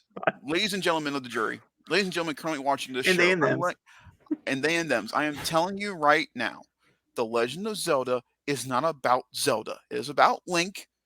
Zelda is the princess. It is not the one carrying the sword fighting Ganondorf at the end of every game. Sometimes she does carry a sword. It's just not any important moment. I'm re-emphasizing this name. His name is Link. Can I say just one more time, everybody? His name is Link. And if you're gay and you're curious, I don't know how old Link is, to be honest with you. But I will say this much. He has a dump truck of a booty. In Tears of the Kingdom, he is 17. Well, that's okay. His booty's big. They decided to animate it that way. I got nothing for you. That's Japan. Killing it this year. It jiggles. It jiggles. They put jiggle physics. It's crazy. Man, I can't play Tears of the Kingdom right now. That sucks. Thanks for ruining that. Bring him at the end of the game. Thanks. You go under. It jiggles as he walks. Listen, I died. I am, Jacob can attest to this, I am the biggest Legend of Zelda fan ever. I love these games so much. But there's a very important part to this story. You want to know what it is, guys? Come here, I'm going to tell you. A little closer. He doesn't talk. Oh, what? Maybe they'll hire someone who's deaf, and maybe we'll have ASL throughout the whole thing. I'm telling you right now, I will genuinely be happy about that. Maybe. You never know. It could be possible. That would be. Listen, man. Get John Krasinski to do this movie. I'd be down. You want a horror film? Actually, I've not watched the trailer for his new one, so I can't. No, it is a beautiful. Don't tell me. it's so I can't wait. I can't talk to you about that movie. That blew my mind. I'm like, that's not what I thought this was going to be, huh? Steve Carell, huh? Really interesting. Okay, but Don't go know what watch the any of that trailer. means, Go watch the but trailer. go watch the trailer, guys. Yes, you'll find out what the word "if" really means. Wow. Anyway, Oh, okay. I don't know what I want. I don't know. I don't. Okay. I don't think this movie should happen. Well, I'll take the reins. Zachary's a little confuddled. I want to talk about two things. The whole reason why this is in here at I know all, why it's because on. I know it's on here. Talk this about is your girl. a very small, like little segment. So I would understand if it's weird for the final podcast of 2023 to talk about Zelda. But I have two It's things. never weird to talk about Zelda. You leave them alone. I- I said him. So I got two things. Okay, first one. I love the idea of a franchise having animated movies and live action movies and coinciding into one. Dude, Super This Smash Bros. Is going to be insane. this makes me so excited, and I have so many questions, and I need 4 more sequels. Not of these, just a different movie so it can build, you know? And then Donkey we Kong can. will be animated. Metroid Prime will be live action. But could you Fucking imagine Metro Point? Like I said, no, that I want. like a 30 million low budget horror film set in a space station. Oh my god, Zach. Oh, In the reveal that that's it's a woman. that's great. That's great. You know what that sounds like? Alien. Yeah, but that's okay. Everybody rips off everything at once. Jacob, you know what? You know where Ripley got her name? From the main villain of Metroid. You really can't find any other way to do it. Exactly, but it could be really good. So like, but then you can buy them all into like Detective Pikachu's already part of the same studio. Exactly. I heard they're not moving forward with any of that, but like still there. That'll change. Keep the designs. Like if you do anything else, Pokemon, if you want to change the story, that's fine. But keep the designs are so well done. God. The animation was so good. Just truly, truly amazing. Okay, but anyway. So that's the first thing. I think it's really cool. I like the idea of this like mix and match, where how well. Okay. So that's the first thing. The second thing I'd like to mention, because it's not for awards fair, I really don't know why they haven't announced Super Mario Brothers 2 yet. And I know some people are like, oh, why would you make a sequel? It made $1 billion. You make a sequel. Even if you don't want a sequel, you still make a fucking sequel. And it's not like Illumination doesn't like making sequels. It loves making a sequel. So like Despicable Me 4 coming out in 2024. Honestly, kind of looking forward to it. Anything has to be better than Despicable Me 3. 3's fun. 3 is horrible. 3's fun. I'm sorry, unicorns are real. They can go suck my dick. They are real, but that's one of the funniest jokes I've ever seen in a movie. Horrible. I almost walked out of that movie. I saw that in theaters. Yeah, you did. That was that was an experience and a half. Anyway, moving on. Anyway, I did walk out. Illumination is one of the only Secret studios Life of Pets too. that I walked out of. And guess what? I walked out within the first 10 minutes, and I walked back in with the last 10 minutes, and I knew exactly what happened. I didn't need to see the movie. What a weird sequel. So you know what? Maybe I am a little scared for Despicable Me 4. Minions 3, I don't think I would be.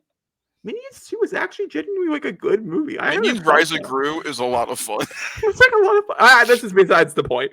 The moral of the story here, I find it funny that $1 billion movie decided no sequels. We barely got a Zelda greenlit, you know what I mean? And then we have Barbie, which spawned off 40 movies in a whole entire franchise of things no one asked for. Literally, no one was like, oh, you know what? I want a Polly Pocket movie made by Lena Dunham. Yep, that's on my bingo card. But who? Listen, the only other thing I want from Mattel is Master of the Universe, and I'm getting that on Amazon. So you know what? I'm good. My point exactly. Like, why?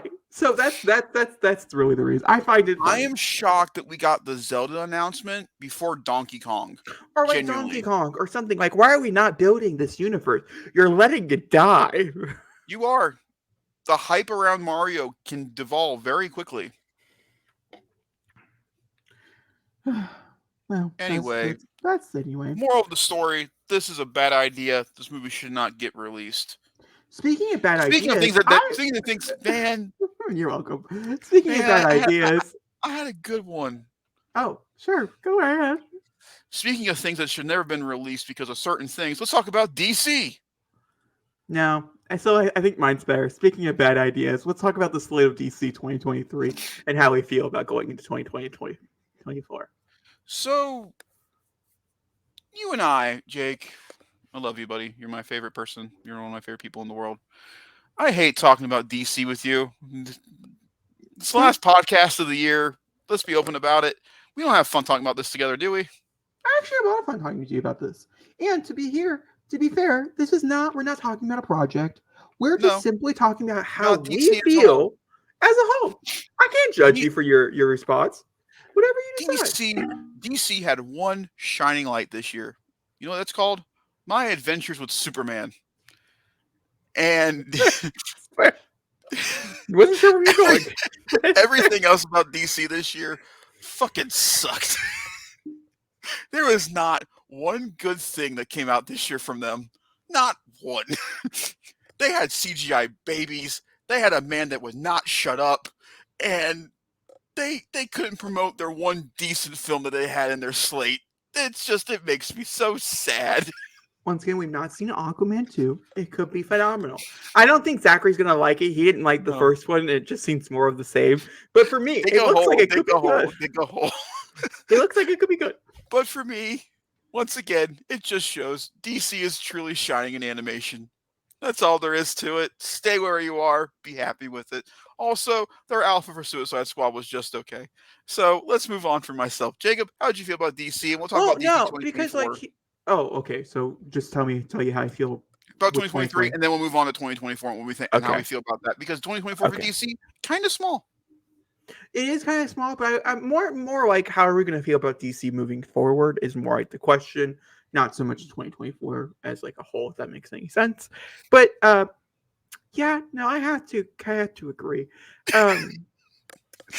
I saw every DC movie that came out this year. I saw one of them in theaters. Well, except Aquaman. Sorry about you. I forgot about you. I've seen them all. Did you see Shazam? Yes. Unfortunately. Did you? I actually didn't mind that movie. Did you see Black? No, what is it called? Blue Beetle. Blue Beetle. My brain can't think. Yeah. Did you see Blue Beetle? Yes.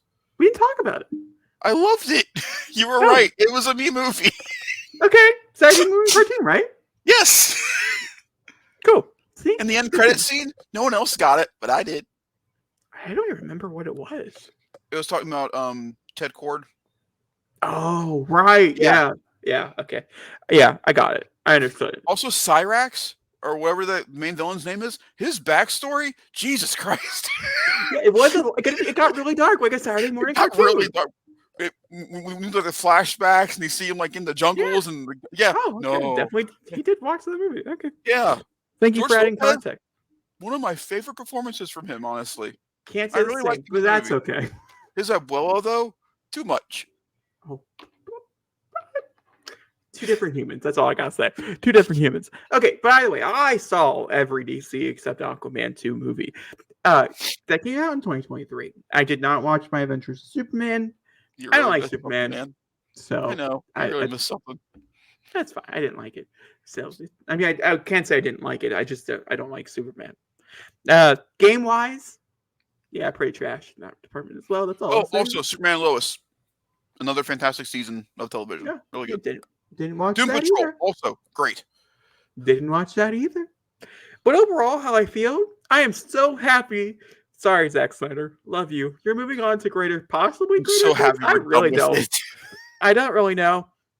You're somewhat creating the same problems you had over here with the new stuff. I don't know. That's a different conversation for a different day.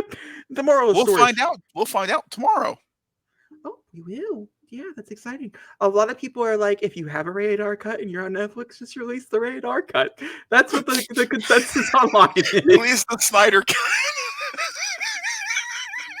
I don't know how many reviews. That's where you made the whole. Sorry. I'll pop this off so we can talk about this real fast because who's stopping us? It's our final part. I could talk about it. Did you see he did an interview talking about how excited he was that you guys would make both movies, one for like a 20, PG-13 audience, but the rated R one's like so different, is what he's saying. He's like, it's so vastly more mature and like, and so I saw a review today. It was like promoting the review, and they're like, well, that explains where the second half of the movie went. Ah, gotcha. Now I'm so curious to see what that means. They're like, the second act of the movie has like huge set pieces that are just like gone, that people are believing are in the rated R cut, but they couldn't be put into this. And so there's just like moments of the movie you're just like, you have to believe, yep, that's what happened, because you have no context. Man, I can't wait to watch this with Dad tomorrow. That'll So be fun. So we'll see if he created his own entire thing. The only good part about this is that he does have time before the sequel comes out in April, right? It was April. Yes. To release just the rated R version of that one and just skip this whole problem. Can we just say Zack Snyder is a man of two cuts? The only movie that does not have an extended cut to it from him is 300. It's rated R. You don't need one. My point being here is if you're on Netflix, and which he is, and you have a rated R cut, just release it. Army of the Dead. Like, could you imagine that movie being PG-13 with an R-rated cut? Well, no, because we wouldn't get the slow-mo boobs. It's like, we wouldn't get the opening title card. That's what I'm talking about. It would go from the opening to splash screen, Army of the Dead, into the film. But then you wouldn't actually get the film. My point. My point being here is that the rated R cut will probably be 10 times better. I have a strong feeling. I also have a strong feeling because I've heard there's like little action in this movie as well as we get into it. That I have a feeling it's all in the rated R version. That makes me nervous because I love Zack Snyder, but he's not great at artistic dialogue. Lots of talking. I've been told it's lots of talking. For how long is it? 2 hours and 2 hours and 27 minutes of talking. I already did that. It's called Lincoln. I love that movie. Okay, well, back to DC. Basically the same tradition. I'm just happy it's dead. Yeah. Let's move on. But also, like, as we move into 2024, is it dead? Yeah. Like, in my opinion, and I'm going to say this, a hard reboot. Stop hiring your family and friends, James Gunn. Jacob, I will. No, I'm done with this. I'm done with this conversation when it comes to this with you because I'm going to tell you this right now. That's perfectly fine. It's James Gunn, and I'm going to tell you this right now. When you bring James Gunn into any project, what does he bring with him? Well, Sean Gunn's fine. I get it. It's fine. No, he'll bring Michael Rooker. He'll bring his wife. That's also true. And he'll bring his brother. That's also true. And he'll find some way, like he did, to put Nathan Fillion in there. Those are the four most important people in his life. And every time he does a project, they have to be involved. Can we get over this and move on? We can, and we are. But I understand what you're talking about, and what you're talking about is Amanda Waller, Peacemaker. What does this all mean? And then him making this bizarre statement of going, Matt Reeves is working on the Arkham show in our universe. What do you mean by that?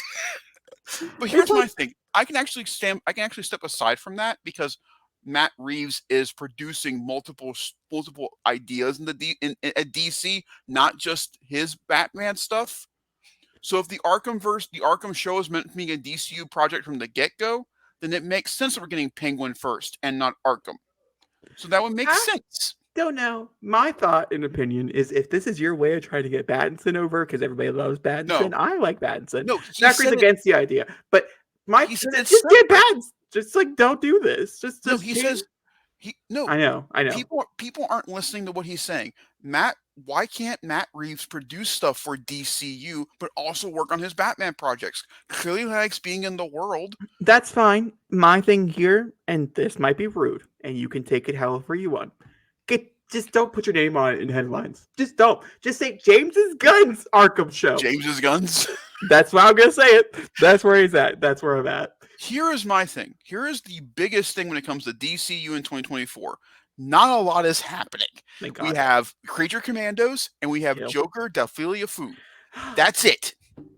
Also, one of the big takeaways, the only good thing I can think about, like the new DC coming forward, because I can't really think of anything good. David Cornsweet's actually turning into like a pretty good Superman, like style-wise, and I like his acting. You're telling me you cannot look at that cast and go, holy shit, this might actually be good? Yeah, Really? no, I cannot. Actually, when I look at that cast, I'm really You're gonna be mean to R. Jimmy Olsen. yeah. You're gonna be Well, mean to yeah, Nicholas Holt. I'm sorry, Nicholas Holt. When I look at Why? that, what can I explain? Can I explain? I feel like you're just hating on it at this point, just to hate I am on it. not. It's box office poison. Who's box office poison? Nicholas Holt. There's a reason why he can't get a franchise. Do you really think one name's gonna hurt that movie? No, I mean, there's a lot of people in that movie. Here's my thing. But here, hold on. Give me a second. You're just jumping down my gun. Okay. Here's my thing. I'm having a good time. I'm not mad. I'm not aggravated. Yeah, we're My having fun. thing, I have two things. Okay, let me get through my two things. One, I just gave it a compliment. He looks like fucking Superman. I thought he looked like fucking Superman beforehand. He was my top choice to play fucking Superman. Okay, calm your shit. Was she my top choice to play Lois Lane? No, she was like number 12 on my list. But that's fine. I don't like Superman. Am I curious? Hell yeah. Will I be there? Well, depending on the trailer, will determine if I will be there. But my point being, this is the only good thing I could take away. I like the fact that we're getting different logos for Elseworlds and DCU movies. That's my only thing. So here's my favorite thing about it is because then we can start differentiating. This is an Elseworlds story or this is not. So Zach, exactly. So when they say DCU presents a Matt Reeves production, you'll know that that's part of the DCU. Yeah, no. See, I still think you should take away the Matt Reeves' name, but that's my opinion. Why is this such a? I honestly want to know this. I honestly want to know. I think this is the dumbest thing, and I don't care to say it. Why is this such a big deal to everybody? Because it's a name on a project. Wow, air with me breathing. Okay, here we go. All right, let me explain it to you in layman's terms. In terms Zachary would understand. If it said Matt Reeves produces Metropolis TV show, okay, I don't know what happens to Metropolis, so maybe something cool. I'm not a Superman fan. Matt Reeves produces a Daily Planet show. Thank you. There you go. Something happens there apparently. So a Daily Planet. Man, you hate Superman. I do. I truly do. He's one of the worst characters. Either way, Matt Reeves makes a Daily Planet show. I would never want to show. Your first. What, he truly is a horrible character. Whatever. He murders everybody he loves. We're both taking shots with comments today, so that's yours. Good job. Go on. 2023. You want to come at me? Come at me. I'm in a horrible mental state. So yeah, that's fair. Go on. Okay. I wouldn't bat an eye. I'd be like, that's cool. He's doing something with DCU. But because it is set in Gotham. Yeah. This is where I draw the line. Why? You want to do Batman shit? Do your own Batman shit. You thought for this. Fucking produce your own shit. If you want to do anything else, Wonder Woman. I don't know, Zachary. I just don't like the thought of it. Okay? The more Christopher Nolan produced Man of Steel, and yet he directed The Dark Knight. Yes, but here's the thing. When Matt Reeves directed the Batman. Here, you ready for it? When Man of Steel was coming out, you know what name was not anywhere to be seen? Christopher fucking Nolan. In every single trailer, it says from the producer of the Dark Knight trilogy. Hold on. Yeah. Does it say Christopher Nolan though? Christopher Nolan. All right, hold on. Damn. I'm gonna do it on my phone. I don't trust my internet on the computer. Give me a second. Zachary, you have any other random thoughts? Going into 2024, I don't have we really don't have anything to worry about for either Marvel or DC. Honestly, it's the truth. It's kind of quiet, and that's a good thing. But what James Gunn needs to happen, that's crazy. Wow, that's crazy. Yeah, that's what I thought so too. Wow. Yeah, July of 2013. That's wow. This one said yes. I just need to wait for my point to be proven before I continue on talking. I don't know why that has to happen, but it needs to happen. Well, I'm watching the trailer. Oh, yeah, it says from Zack Snyder, director of Watchmen. Keep going. Yeah. Point has been proven. Still Thank you. Like it. Anyway, this is the biggest thing. This is the biggest thing for 2024. Is 2025. It honestly is. If Superman Legacy fails, Oh my god. Yeah. if it fails, then none of this matters. Yeah. None of it. Whatever we're talking about right now does not matter two shits. It doesn't even matter if Creature Commandos is one of the best TV shows ever produced for television. It does not matter because none of it will matter. And Warner Brothers, once again, will pull a thing and move on. My thing here is I'm almost half tempted to tell people to release it in 2026. Like, give it 2 years in between. Like, we ain't counting. We ain't Honestly, mad. that's not a bad idea. But Because the that's next year you why, don't have to promote it at all. Because then yeah. we get a full year without promotion.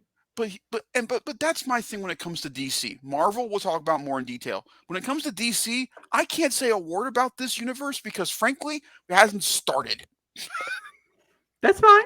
That's But okay. if, I was just curious what you feel. but if we're going off the current one, I'm so glad it's done. Yeah. I'm so happy it's dying. Move on. Like, it should have died with Zack Snyder's Snyder's Justice Justice League League. releasing on But HBO Max. unfortunately, films were made, contracts were done, and they had to put the things out. There was no other way Yeah, around but it. if you are okay with shelving other movies, then maybe you should be okay Listen, with man, shelving. much like the other part of the DCU, let's move on from Batgirl. It's very sad that it happened. It truly, truly is. I'm not going to deny that. But it's part of the issue. Move on from it. Yeah, I definitely wouldn't. Like, I saw some people being like, "Oh, we should try to sell it to a different network or No. something." No, Again, no. that's adding coal to a fire that doesn't need any more coal. Also, the fact that George Clooney had said that he would rather like Die than be yeah. Batman again, and yet. You know, you've got to wonder when they were shooting that scene if, like, randomly he just started walking up the street and, like, Ezra Miller, go towards George Clooney. Why? Because he'll say something really funny to you and you have no idea why. Just go. I That's what it have felt to like. wonder. Well, because he was not even the first choice, I have to wonder if he probably felt like, "Oh, all right, it's my turn to get the call," or some shit like that. Well, and you know what? Good on Christian Bale for saying no, even though he said yes to Thor 4. Good on him for saying no. Hey, 4 was bad because there was no script. Okay, if there was some structure there, then maybe we could have been cooking. If Thor 4 was a mature film about death and what it means to be alive, then yes, I completely agree. But instead, it's a communal junk-faced, and it doesn't need to be existing. You know what, though? I have to say, out of all the movies that I've seen on repeat for whatever reason, Thor: Love and Thunder was actually not as bad second time around. Can I ask? Can I tell you why it wasn't that bad second time around for you? Because you understood that it was going to be a clusterfuck of a mess. Yes, Well, I yeah, that and understood. Korg for you. I hate Korg. Oh, but I don't like Korg as a character. But the fact that their whole entire race is gay does make me happy inside. But that's what I liked about the first time. That didn't change anything. That movie gets bad every time I watch it. It's not good. No, that movie still pisses me off because they brought back Natalie Portman to be Lady Thor. Hey, speaking of why Marvel sucks currently, I don't necessarily. I don't. No, you know I'm not afraid to admit it. Marvel sucked this year. They had one good project for me. One good project out of the entirety of their. You didn't watch the Marvels. I want to put that out there. I think it's important to put out there when you make statements like that. For every project I saw currently, there was one good project this year, and that was called Guardians of the Galaxy Volume 3. Hold on. I have a question. Loki, what is your lock screen? Yeah, what is your lock screen? Sorry. Guardians and Loki. Thank you. I was like, Jesus, wow. That was like a 180 in a conversation in 2 days. But 3 of their projects really just hurt me this year. And I don't know why they did, but they really did.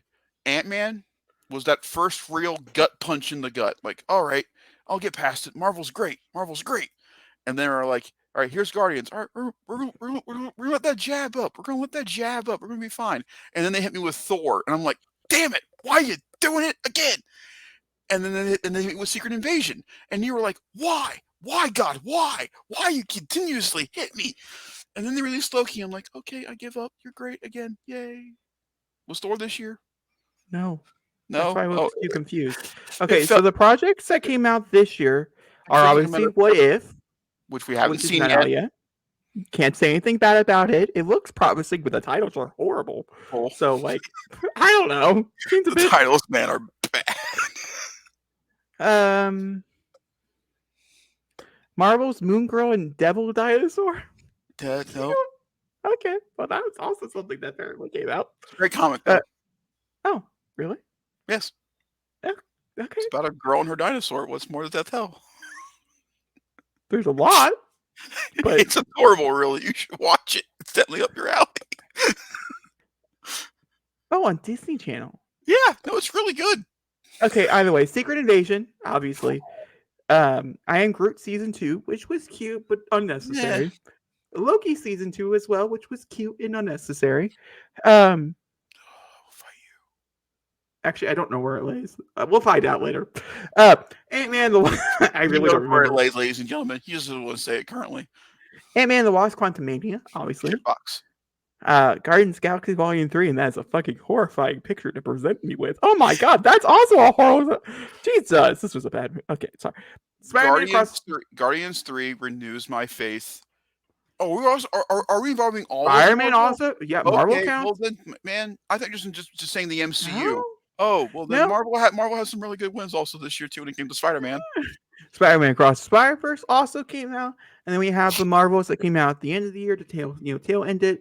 And then we also have Spider-Man 2, which There is you the go. video game, which it's probably up there with. I actually hold on. If we're looking at it from let's look at it from this perspective.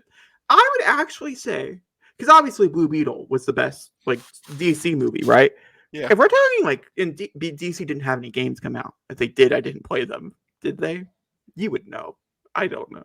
we did play something from Warner Brothers, but we can't Yeah, but talk that was about trash. it. You can't say anything because you didn't actually do the actual full. I'm not saying Can't what talk, it is. you I'm can't just talk. saying it's trash. You actually didn't complete the full thing. Actually, you just stopped Because after a it certain was point. so bad before I could get to the actual thing. That's not my fault. Have Yeah, better that's you. tutorial. You stopped. Have better tutorial.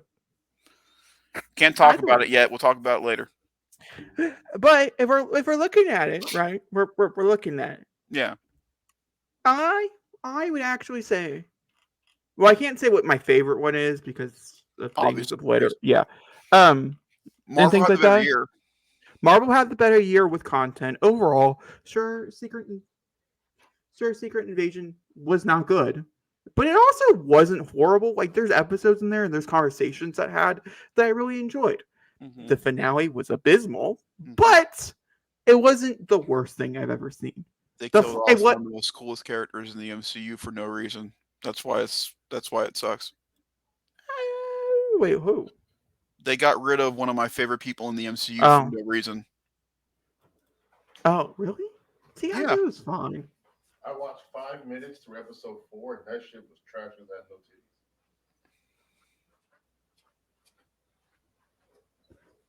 what's he watching? I have no idea. Love your input, babe. Always But, great. Always gotta have those cities. You So love Colby Smulders. I do, but like she didn't add anything to the MCU. She's one of the few things that kept it connected besides Nick. No, I don't really personally think she Fine, had. no. In my opinion, they killed her off in a shitty way. Yeah, but also no. See, I disagree because yeah, she had to be a foil, but And I also, all the roadie nonsense and what's that caused? yeah, Yeah, that's true. But I still liked it. I enjoyed myself. It just wasn't good on reflection. That's fine. Also, then you watch the Marvels, you know where it takes place in timeline, and it truly is fucking confused. So, yeah, definitely. There's like Marvel two. I can't believe I'm saying this. Marvel continuity? What's that? I know. And that Like, I think hurts. that's the biggest takeaway from 2023. Marvel Continuity, schmontinuity. Like, that's the problem with Disney Plus shows. Because if it happened in a movie, we would have addressed it. I also would have got Captain Marvel also would have been there if it happened in a movie. I mean, that's the moral of the fucking story. I really hope, I guarantee you they are. I really hope Marvel looks at this and goes, okay, Oh, they surely are. how do we make the TV feel more like it's important to what you're watching in the theater, but also to the point to where you're not going to be confused watching one project from the one screen to the other. Like, I'm really glad they're changing this whole limited series nonsense and getting rid of that and letting, Miss Marvel season 2, if it come, I hope we get Miss Marvel season I 2 do too. called Miss Marvel season 2. I hope when we get Moon Knight season 2, it's called Moon Knight season 2 and not limited. No, I don't think you're getting Moon Knight season 2, but I actually, if Miss Marvel, I can't really talk about it, but Miss Marvel, if she does get anything extra in it, I actually do hope it's a new thing. It's something like off of her initial show, but I can't really I talk wonder about it. what that could be. I ain't saying. I'm just saying her development was interesting in the Marvel. That's all I gotta say. Enough to be above her show. Hey, her show's fantastic. I do agree. I watched part of it again. Her show's really good. Also, like randomly enough, I had to watch part of Infinity War for the Marvels, and I bawled my fucking eyes out. Don't you miss Marvel like that, man? Kinda don't. It's weird. It's a weird So time. here we now get into the more meatier part of these conversations between DC and Marvel. Marvel's 2024. And what does this mean? So Marvel 2024 movie It's also wise, light. it's very light. So Like- we're like- also like- counting like- Sony. Like I can't talk. Like light mayo. It's very light.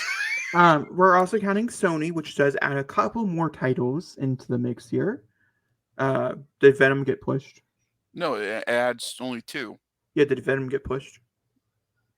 Yeah, Venom is Venom and Madam Web. Well, the Hunter's Kraven in the Hunter. Kraven the Hunter's in 2025. No, it's in 2024, Zachary. It just No. got moved out. Yes, it is. Kraven the Hunter just moved a year. Yeah. Are you sure? I think it got moved to 2025. Why would they move a completely done movie to 2025? I don't know, because people Where's the are dumb. I logic don't know. there? Yeah, okay. People are dumb. He can't rest his case. He can't rest his case. That's why more important too. It goes Madam Web in February, which I think will be for me, but I also think it's a box office stud, so it's fine. And they would combine this with the MCU. That makes me so happy. You know what, though? Let's see what's in it. Maybe there's actually things to grab. Not the whole thing, obviously. I can see that. But maybe there's things there. Their wannabe Spider-Man gives me no hope. Also, with the fact what they're hiding, like Yeah, what the actual plot is, like what is Yeah. up with movies hiding things? Like the mystery that's musicals. important. So either way, then we have Deadpool 3 coming out. Then we also have Kraven the Hunter coming out. Then we also have Venom 3, if it does make its release date, which it couldn't move. It's very possible. Yeah, Because it's the furthest one. It comes out in like November for November. like Thanksgiving or whatever. which I think is Yeah, definitely do agree. Like, move it. Go ahead. It's okay. It's a summer release. We all know it. put it back to where Venom 2 did so well. Make it a Christmas movie. I need to see Venom dress up as Santa. You want to see Venom with a Santa hat, you weirdo? I do. I really do. That image is in my head now. Yes, it should be. Also, if it's not gay, I don't want it. This is where I'm at.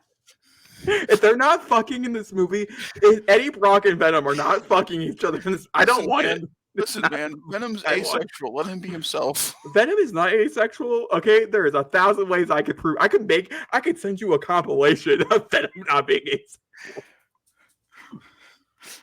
Venom 2 in general, it's like I mean the biggest thing in the world. Anyway, Sorry. but let's get to the real meat of this. Let's get to the real meat of this potatoes, which is Deadpool 3. No offense to Sony, but it's the honest to God truth. Let's get to the real meat here, which is Deadpool 3. And the potatoes are there. They're enjoyable, but they're the worst part about the meat and potatoes. Let's get to the actual important thing here. Deadpool 3. Which I do think has the potential to be $1 billion picture. Do not get me wrong. Potential? Deadpool, yeah, potential. I had to see a It's gonna trailer. be I have to see a trailer.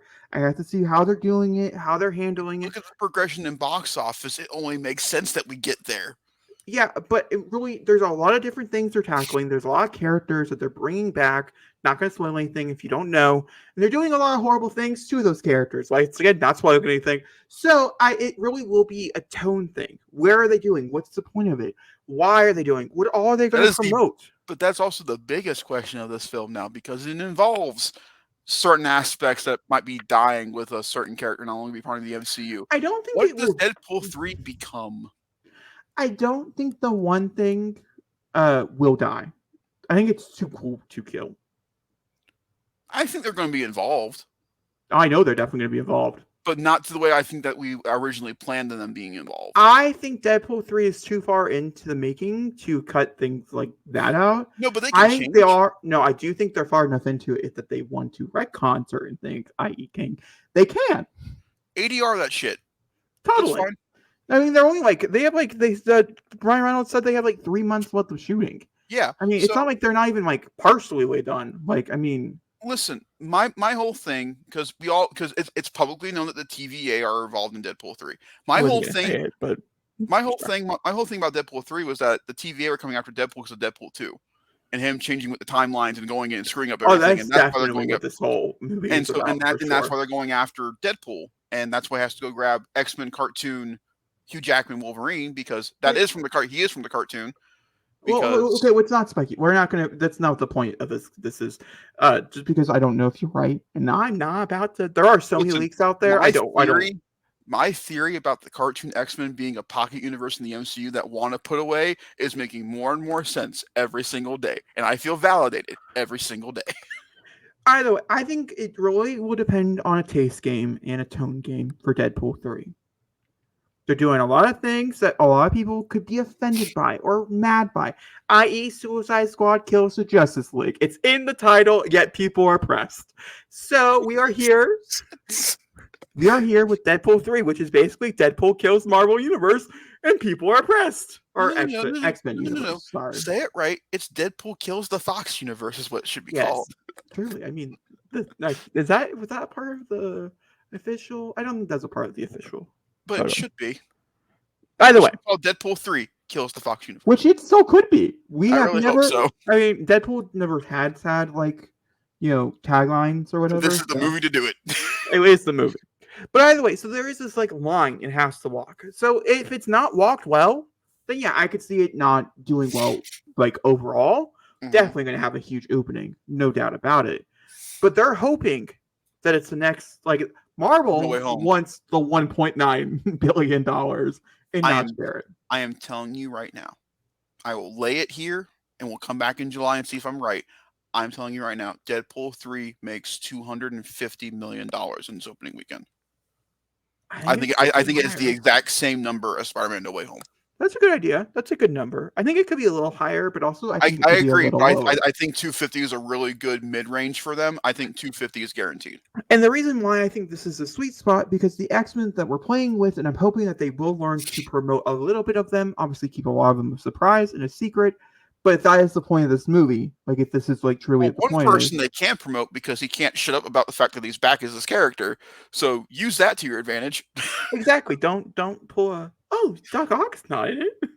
Listen, don't let it be the fact that Jamie Foxx is completely putting on Twitter, maybe I'm a No Way Home Sparkle Face, maybe Sparkle Face. So, but like my thing here, like, I don't know, it could be, I don't know. But also, like I was saying, like the Flash, everybody's like, oh, the Flash is going to do really big because it's bringing back Michael Keaton. Michael Keaton, no offense, he just played Batman way too, like the audience is just not big enough. The core space here, the best part of the movie. The early, I really like Sasha Calle, and I really did kind of enjoy Ezra Miller's performance in certain aspects of that movie. I really like Michael Keaton. No, I didn't like Michael Keaton. That's where I'm at. We're different. Well, you don't like his movies. I don't like his movies. That is true. That is a very clear. I don't like his movies. I don't think he's a good Batman. I think he's an okay Bruce Wayne. I think what they did with the Flash, though, this is not about DC. Get off the subject. More of the story that was from the 80s, right? So like that's too far back. Spider-Man No Way Home, okay, was in 2002. When was X-Men, Zachary? Jacob, X-Men came out in the year 2000. What do people love right now? The 2000s.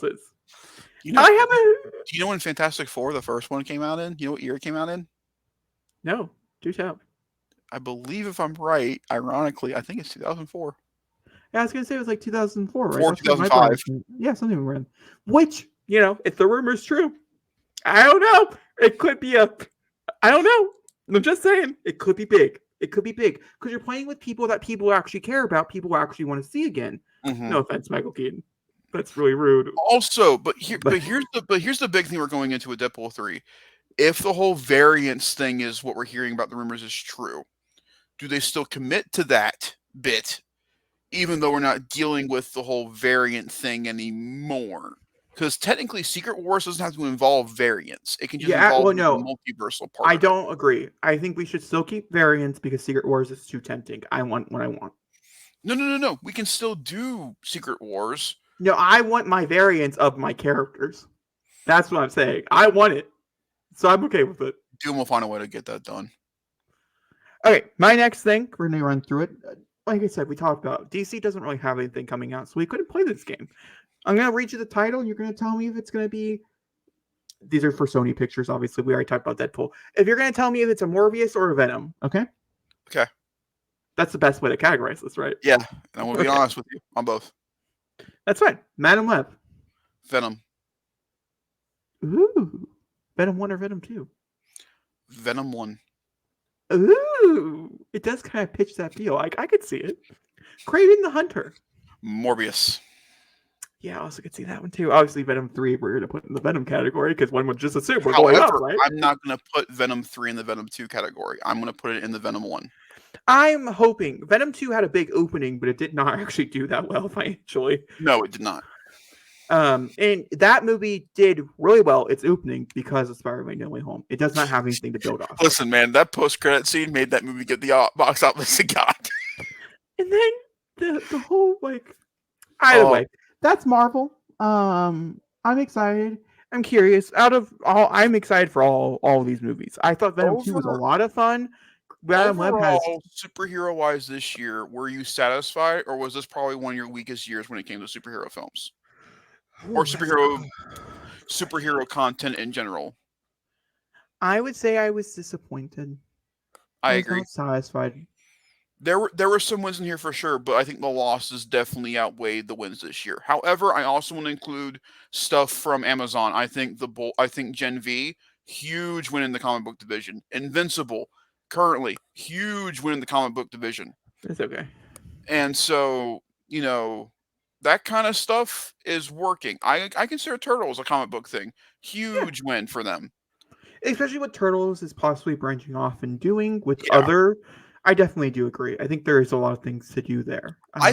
Honestly, I think the kids got it better this year than we did when it comes to comic book stuff. I really do. I think Gen V is the real true adult piece of entertainment that we got this year that was meant for us. But here's the thing. Like, you could say that almost everything in here. Now, next year, we have Deadpool 3 and Kraven the Hunter. They will both be rated R. Mm-hmm. Everything else is PG-13. Venom 3 should be rated R. That's how I feel. think Venom 3 will be rated R. I think... Well, I was going to say, I bet you anything. They're like, oh, we'll wait till Kraven the Hunter comes out. If it does, and see how it does. But that can't be a thing anymore. Well, they also can't wait that long because it goes October and then November. They can't exactly wait to give it then. I would say this is how I would shoot Venom 3 once they start filming and stuff. Mm-hmm. Film it as a rated R movie. Then cut it if you want a PG-13 movie. And have the rated R film one on the side? Well, you have to put out the rated R cut. It does not really matter. I wouldn't talk about it. I'd just be shoot it like it will be one. Shoot it like it will be. Don't add 40,000 F words or anything else. Make it violent, but things you can cover up really easily if you have to cut it down. Like in Venom 2 with him chomping off heads. Clearly blood could have been in there in Venom 2, but they didn't. There was blood, and for the final one. Yeah. There was because I was so shocked, and then the kid behind us, what the fuck? Because like Venom 2 is not a kids movie. No, it's so far from a kids movie. But it's so either way, Zachary. So this is not in the order I want to talk about them. I actually want to start down here, guys. Before we get started, because I'm really excited to talk about the rest of what we have for our show tonight. We're going to talk about we'll go through them. Our top 5 best TV shows. Mm-hmm. If we have any bad ones, we're going to throw them in as like a fun little, haha, that was trash. Then we're going to talk about our top 10 or top 5 worst movies. Mm-hmm. And then if we have any dishonorable mentions, we'll say those first, and then we'll say disappointing for the end. And then same thing for top 10 best movies, honorable, surprising, whole 9 yards. And then if we have time, if we feel like it, there'll be a fun little thing at the very end, but not promise. Because it's the end of 2024. Once again, today is December 20th now, officially. Shows how long we've been recording. A podcast that transcends days. Kind of, yeah. Good. This is December 20th. I have several movies coming out that could be my favorite movie of the year, or could be high up into this top 10 list. I don't think anything will beat my number one film. I really don't. Uh, I don't think like I don't know. Maybe the Marvel one that is coming out. What is it? What if? Maybe What If is spectacular and it deserves a spot in my top 5. I highly doubt it, but that's the only TV show that can come to my mind right now that would like have a classification or whatever. Yeah. I wish Echo came out at the end of the year. Don't you? I do think we would probably be having a much funner time. Mm-hmm. Echo. All Did right. you see? Completely off topic. Did you see the new trailer? Holy shit, dude! Phenomenal. What was Daredevil. that? Daredevil looks fucking good. Or is that during its opening, right? Oh, I can't wait. It sucks. It's only 5 episodes, but I'm excited nonetheless. Okay. Well, for some reason my list is citing it doesn't want to be pulled up. That's fine. There's no Uh, issue there. where will we be starting? And I can kick us off. Oh, we're gonna start with TV shows. Might as well do the TV shows first, and then we'll build our way up. We'll go backwards. We'll do worst movies and then best movies. Okay, so can I put my disappointment into this category as well? No, the disappointment will come later if you Okay. have. Well, I will say because I have one for movie and TV show. If you have a disappointing movie, you can say it later. But if you have a disappointing TV show, you can say it now. Okay, so my biggest disappointment of the year was Mandalorian season 3. Oh yeah, that checks. It's nowhere near my top 5. It going from Mandalorian season 2 to Mandalorian season 3 is like going from the Phantom Menace to Attack of the Clones.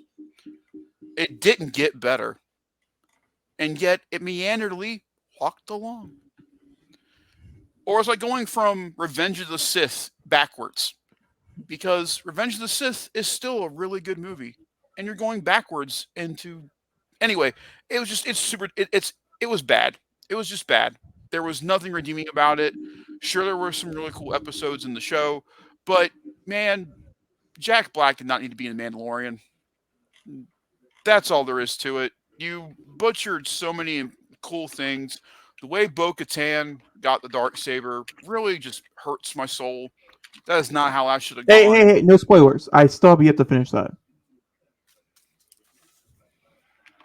That goes for the whole thing. No spoilers because we're Okay. trying to promote things or say don't watch it. There's no spoilers. Zachary. Okay, fine. Mando season 3, biggest disappointment. No. But here we. I'll go next Okay. because I do have a disappointing show. Is your list up now? I was. Yeah, Just trying I do have it. Yeah, no, you're good. I got my list. My biggest disappointment TV show is definitely The Walking Dead World Beyond, which is the Maggie and Negan TV show. By far one of my most anticipated things of the entire year, and by far the most disappointing. Overall, I really like the design, and I think that it's an interesting way to take the show. Mhm. But I never once felt like it was either of their shows. If I ever would have finished Ahsoka, I'm sure Ahsoka would also be right here as well. But I didn't watch the final 2 episodes. I'll watch it before we do our first podcast back, where we're covering all these different TV shows with reviews and stuff. That's where you can find my Mandalorian review and more spoilers and stuff. There will be when we come back. But I haven't finished yet, so maybe I'll like it in the end, and maybe it won't be a disappointing show. But for World Beyond, it was very similar. I just didn't think like they had enough to do. Plus, there was no backstory of how we got the characters to where they were, and based on how the end of the actual Walking Dead, that didn't make a lot of sense.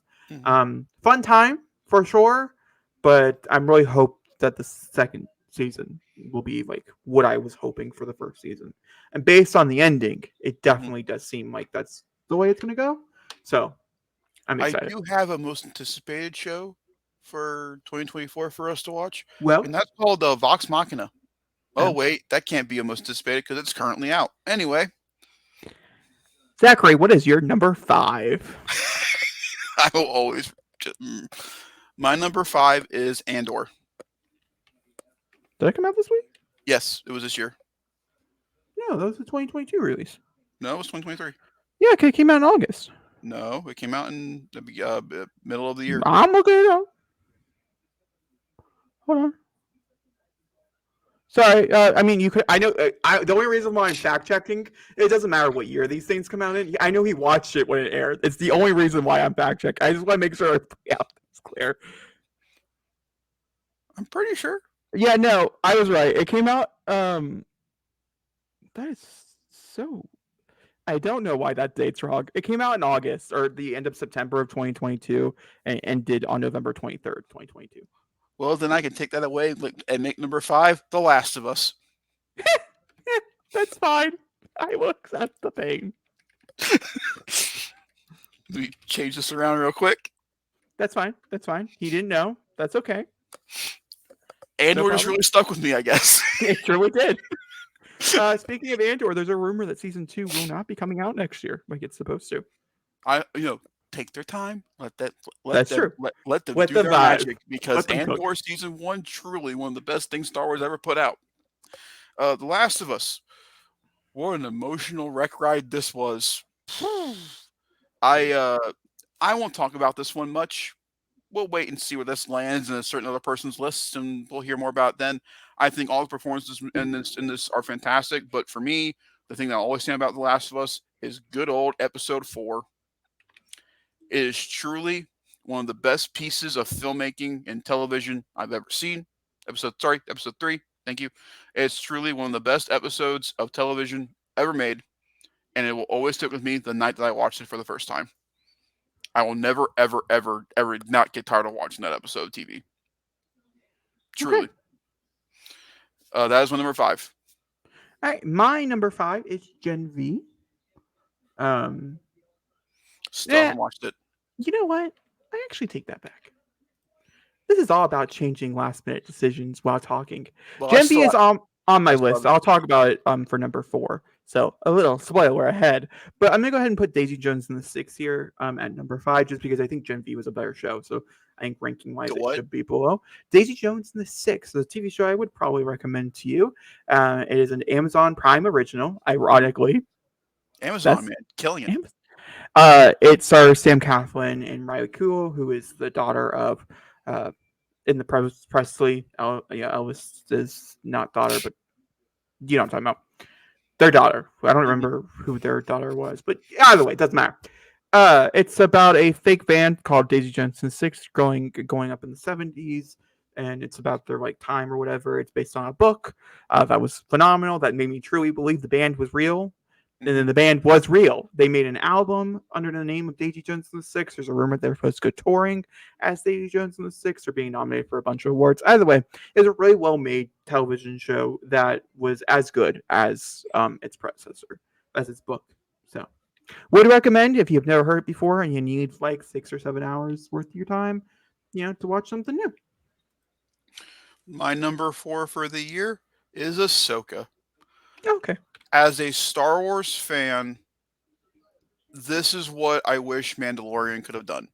But this was my Mandalorian season 2 of the year. As a Rebels fan, I have never been truly happy watching something, and that is why I have the utmost faith in Dave Filoni. He truly did some amazing things in this show. Episode 5 is one of my favorite episodes of Star Wars. It is so good. I cried numerous times during that episode simply just because I'm a huge fan of Star Wars for reasons I can't talk about because of spoilers. Seeing certain characters in live action, I'll never forget that. And Dave Filoni's done that twice in Book of Boba Fett, in this, and in Mando. The man kills it with his own characters. What can I say? He really does. And also, the little girl in Ahsoka. I won't tell you where she is, but she had a killer year, man. Killer year. She did. Yeah, I do agree. For the amount of screen time she has in Ahsoka, she really leaves an impact. She's really good in the show. Um, I think everybody translated very well to screen. I had issues a little bit in the beginning with Hera and Sabine, but I grew to love them by the end. And I got to see one of my favorite villains in Star Wars done brilliantly in live action. And that's all I'll say. Ahsoka killed it. Absolutely killed it. Everything I wanted to be in the more. I was so nervous about that show, and they absolutely delivered. Also, David Tennant, again, hell of a year. So good as Hugh Yang. Oh, Okay. shit. Go on. My number 4 would be Gen V, like I had just mentioned. It's just a little bit a better show, especially if you're looking for a show in the boys universe. I actually would have to say that I think I like Gen V more than I like the flagship show. I've always loved the boys. I like the boys. The boys season 1 is truly a special thing. Boys season 2 was a memorable thing for better or for worse reasons. And then Boys season 3, I definitely feel like it lost some of its footing a little bit and was a Hmm. little and get landed, but I don't think the whole thing was perfect. Whereas I think I loved every aspect about Gen V from beginning to end. And I think the new characters that they added, I'm really excited to see where they will go. Also, this is the best I've ever seen a franchise. So that, my friend, is all props. I am nervous. Not any direct spoilers. There are cameos and stuff, such as like Homelander and other characters that do pop up in Gen V throughout the episodes and stuff like that. And the arcs that they put those characters on, I am nervous for the flagship show, just because there's a line, and I'm wondering if they realize that they crossed it already and that they need to fix it. That's my best guess. If you guys know what I'm talking about. If not, I'm not spoiling anything, so no worries. Would recommend. I do recommend you do need to watch the first 3 seasons of The Boys before watching Gen V. You will be confused as fuck if you haven't done that. That is how I feel. My number 3 for this year came out of nowhere, but for 3 Saturdays, I was a giddy little sci-fi guy, and that would be the Doctor Who 60th anniversary specials. These, I am not a Doctor Who fan. I'm not going to claim to be one. I didn't even know what Doctor Who was till the beginning of this month, and this turned everything around. I have listened to that dumb little Goblin song from the new holiday special like numerous times. It is so catchy. Ugh. But the whole reason I like this is because of one thing and one thing only. David Tennant, man, that is a treasure, and he needs to be protected. He is truly one of the most genuine human beings on and off screen. I'm going to watch Good Omens now. I have had no reason to watch Good Omens. I'm going to watch Good Omens now, just because of him.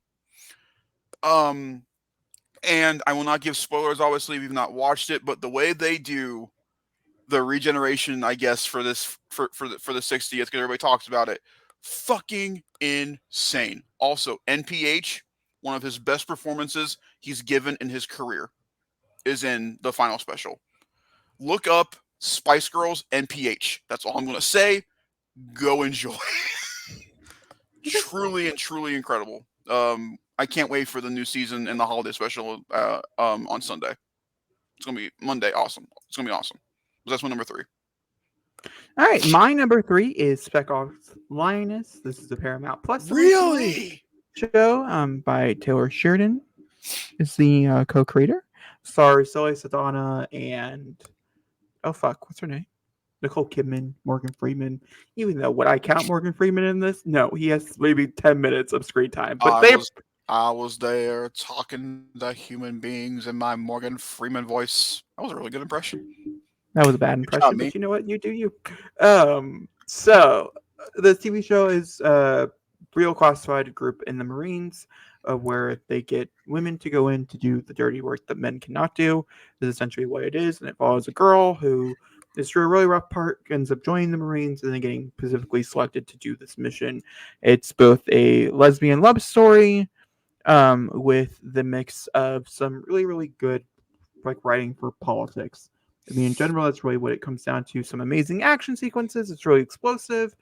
The acting is phenomenal. I mean, I think this came as a 1-2 great punch for me for Zoe Saldana as well. I think the placement was just excellent because I was craving better Zoe Saldana content than Guardians of the Galaxy Volume 3. She's phenomenal, and I just wanted better for her, was essentially what the answer was. And this was better for her. And so I was just grateful. My only complaint, she did not have enough action. Not really her character, so it's not really a complaint. But I would Yeah. love to have a second season, even if it's following somebody else.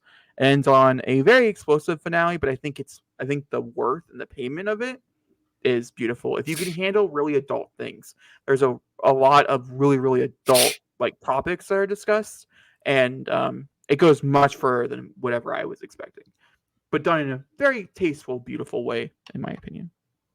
An honorable mention of mine did not make my list. Also from Taylor Sheridan this year, 1923. Oh, okay. Really, really, really good show. My number 2 for the year is My Adventures with Superman. Need I Oh, say then I more? definitely know what your number one is then. Yeah. Yeah. Um, This is, without a doubt, in my opinion, since Smallville, one of the best representations of Superman we've ever had on television. They absolutely killed it. Um, Jack Quaid is now the voice I hear when I hear Superman and when I read comic books. It's crazy to say that because I always thought the actor who played him in the Justice League animated cartoons would be that voice.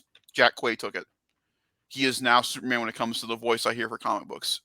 He absolutely nailed it. The stuff in this, it is a more mature yet more youthful way to do Superman, and I really hope they take inspiration from this show going into Legacy because I think that would make it so much better for them.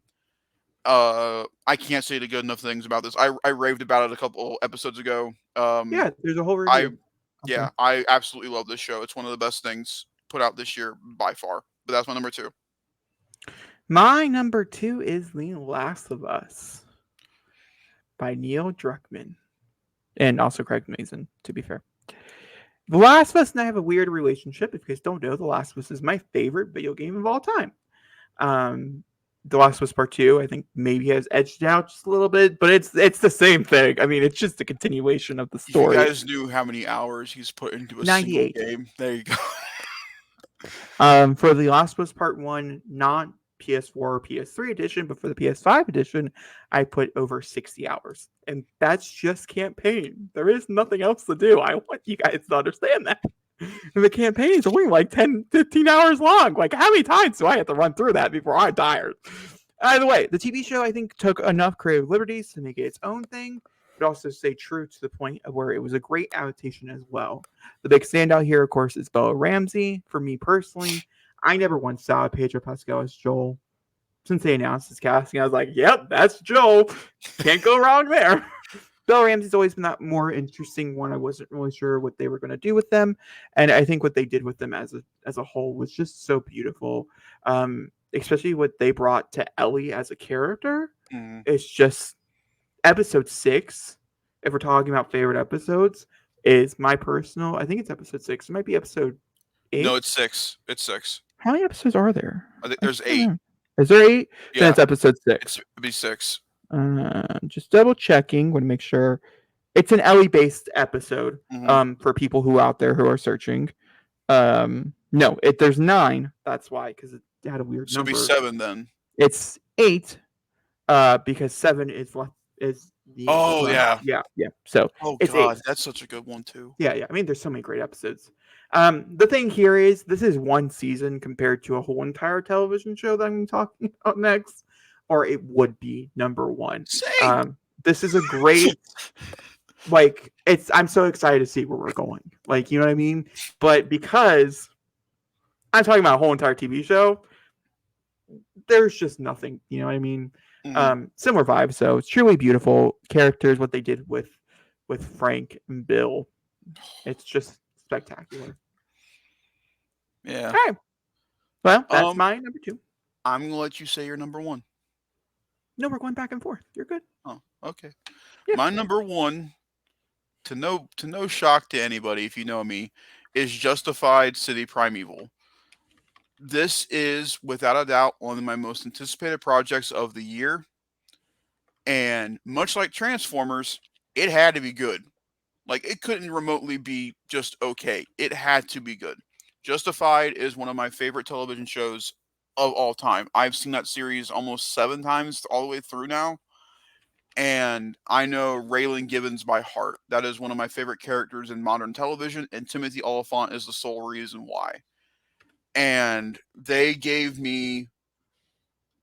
They did what I want the MCU to do, which is grow up with me. Justified on FX originally was TV-14. It was very adult for the TV-14 that it had, but this felt like the true next step in Justified's story, where it was more adult-oriented. And, what's his name? Not Oliphant. He's Walton from Goggins? Logan. Huh? No, not Walton Goggins. He's from Logan. He's, he plays the guy with the robotic arm in Logan.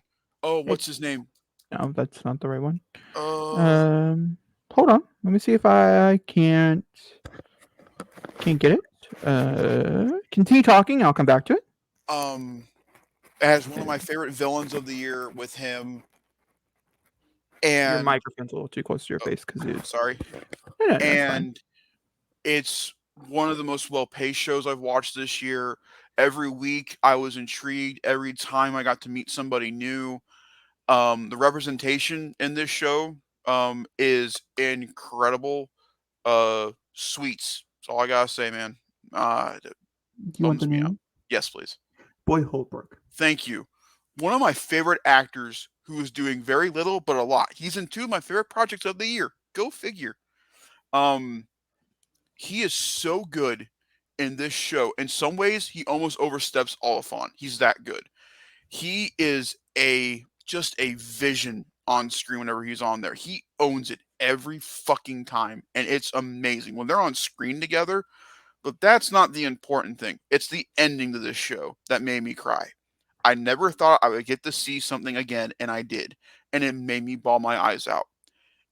I don't want a season two of this show because I think it ends so brilliantly on like an open-ended question: does he continue? Does he not? That kind of stuff. But if we do, I'm so fucking intrigued to see how they do it. This is truly a masterpiece in television, and I hope it gets the credit it deserves moving into the Emmys this year because it truly is one of the best shows of the year. Justified, City Primeval. All right. My number one. I mean, you guys probably wouldn't know because I haven't really been talking about super duper much on the channel as I've been watching it over the past few months. But it is by far, I mean, 10 out of 10 Attack on Titans. I haven't seen any other show like it. I haven't experienced anything ever of I its figured. of its matter. Um, there is 4 seasons for me to cover here, so all I'm gonna say is if you haven't watched it and you've heard nothing but good reviews, well, here's another one. The animation is beautiful, and I have seen a lot of anime that because anime jumps around between studios a lot. I mean, it's very Mhm. normal. I mean, Attack on Titan took 10 years to produce the entire thing. And there's a reason why that it got jumped around through studios. People lost funding. It's like a whole thing. And I do have to say, I absolutely loved how it turned out in the end with the crisper 3D animation. A lot of people were mad with the 2D animation disappearing from it, but you really couldn't do the finale without it. Speaking of the finale, my brain is still having a hard time to wrap. And I I don't watched. know what I watched. He watched part of. He watched the whole thing, I didn't you? watched 2 hours of Attack on Titan with you. Yeah, he saw the ending. Not that he really understood it, and so we still were like, "Go watch," even though like No, it was a fantastic watch. um, it's truly haunting, truly it's also very disturbing. It's just beautiful. There's nothing else like it, and I don't think I'll ever meet characters like Mikasa and Aaron and Armin and Sasha and other characters that are just wonderful. And it truly has one of those endings that definitely feels complete, which is What a great because weird ending. you never. I figured it out, by the way. Oh, you did? I did figure You'll it have out. to tell me what you figured out. But it definitely is one of those endings that you don't need more after, and that was like one of the things I was most serious about. And for a TV show that does promise you a lot of questions, it has all the answers. And that, my friend, is also very rare to see nowadays. Normally they're like, I don't have an answer. There's one thing, and honestly, it's the most annoying thing that they don't have an answer for. And I've not looked into it because I'm reading the manga, so I'm hoping the manga maybe will have the answer. Fun fact for you: did you see that the animation studio behind Attack on Titan is working on a new version of One Piece for Netflix? Oh, I did not know the two deciding to do the One Piece animation.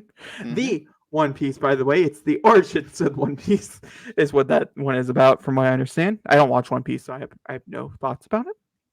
Oh, Be- that's also an honorable mention for me. Is the live action version of One Piece fantastic? for sure. Before we jump off here and move into other maybe funner conversation, I don't know. We'll see where this goes. I do have one most surprising show this year, a show that caught me off guard. I liked it much better. Was Loki season 2. Overall, even though I had a lot of complaints and things, which again we'll talk about in the new year, I so thoroughly enjoyed myself with Loki season 2 a lot more than I thought I was going to, and it definitely took me by surprise with how much I didn't really care for its first season. So Best episode of the season, right there. I would say episode 5 is probably my favorite. 5 is good. 5 is really good. 5 is so good. That's part of the reason why episode 6 didn't like budge for me. Really? Yeah. I have not talked to you about it yet since you finished it. Yeah. Well, we can talk about a different place because For that sure. requires spoilers. Do you have a most surprising show? Because I can think of one off the top of my head for you. For me? Yeah, for you. Really? Yeah. What would that be? Golden Girls. Yeah, thank you. Yeah, no, that's it. Yeah, my most prized show of the year, Jacob. You think he was joking? He's not joking. I binged a 7-season show in about what 3 months. Yeah.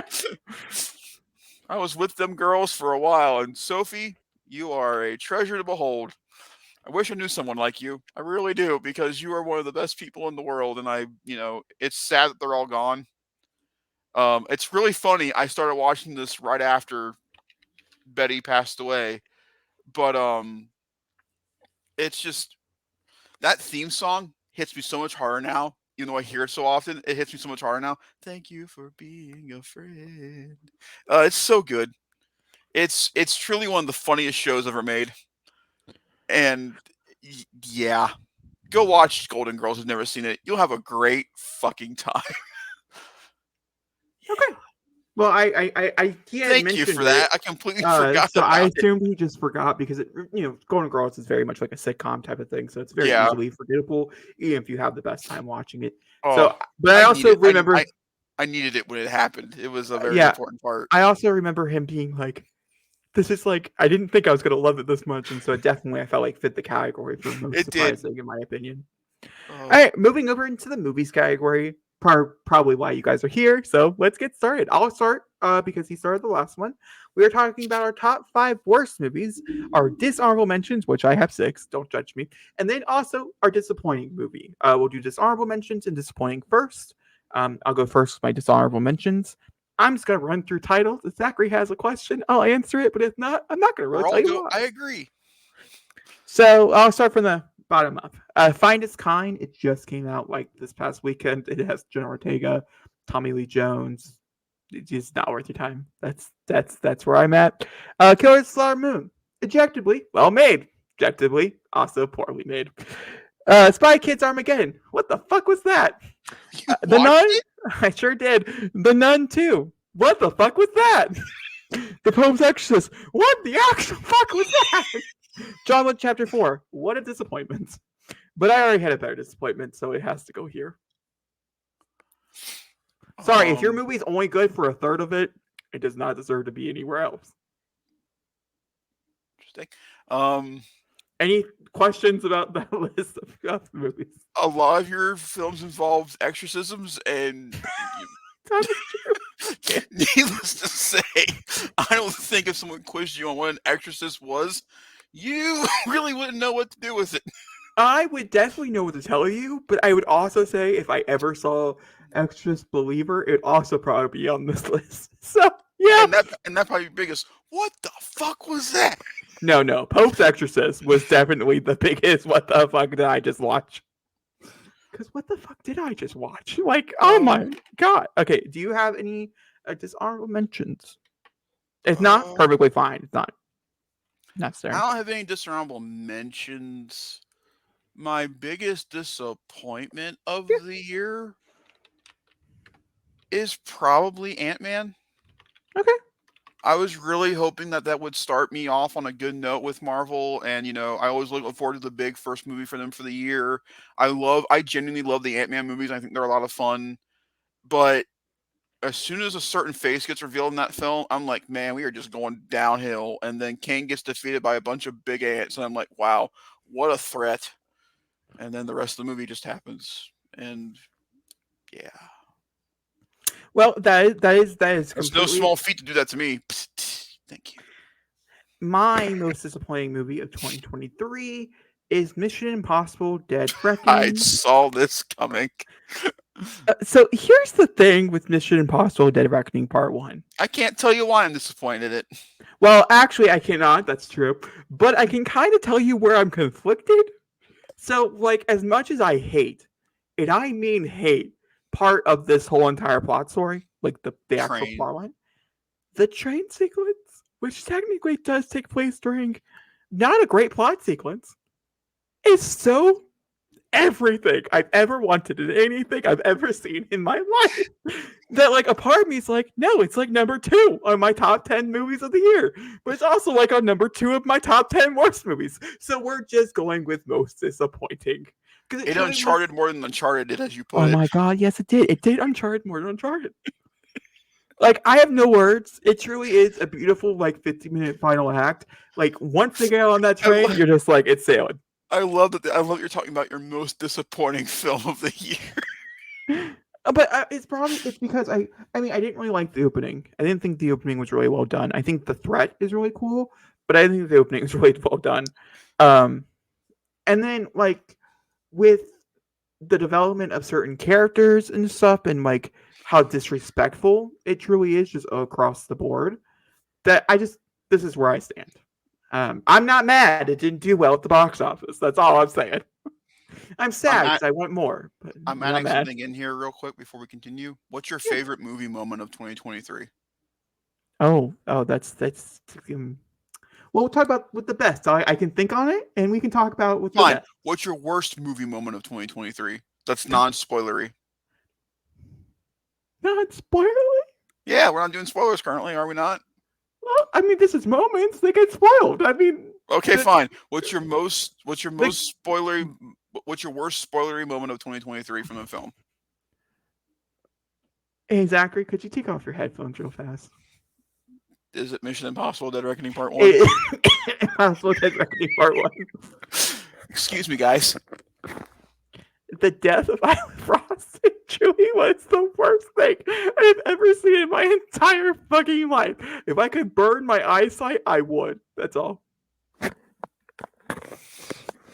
Zachary, what is yours? Do I need to take off mine? No, because you're not going to watch this movie.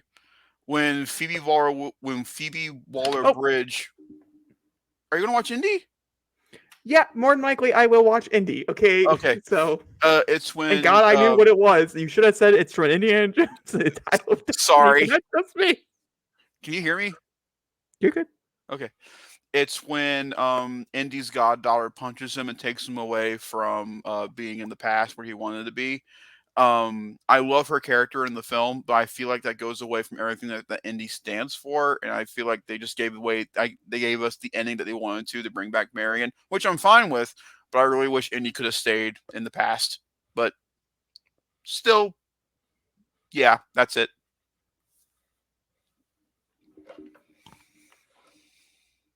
Okay. Very nice, very nice, very nice. All right, Zachary, that brings us back to you.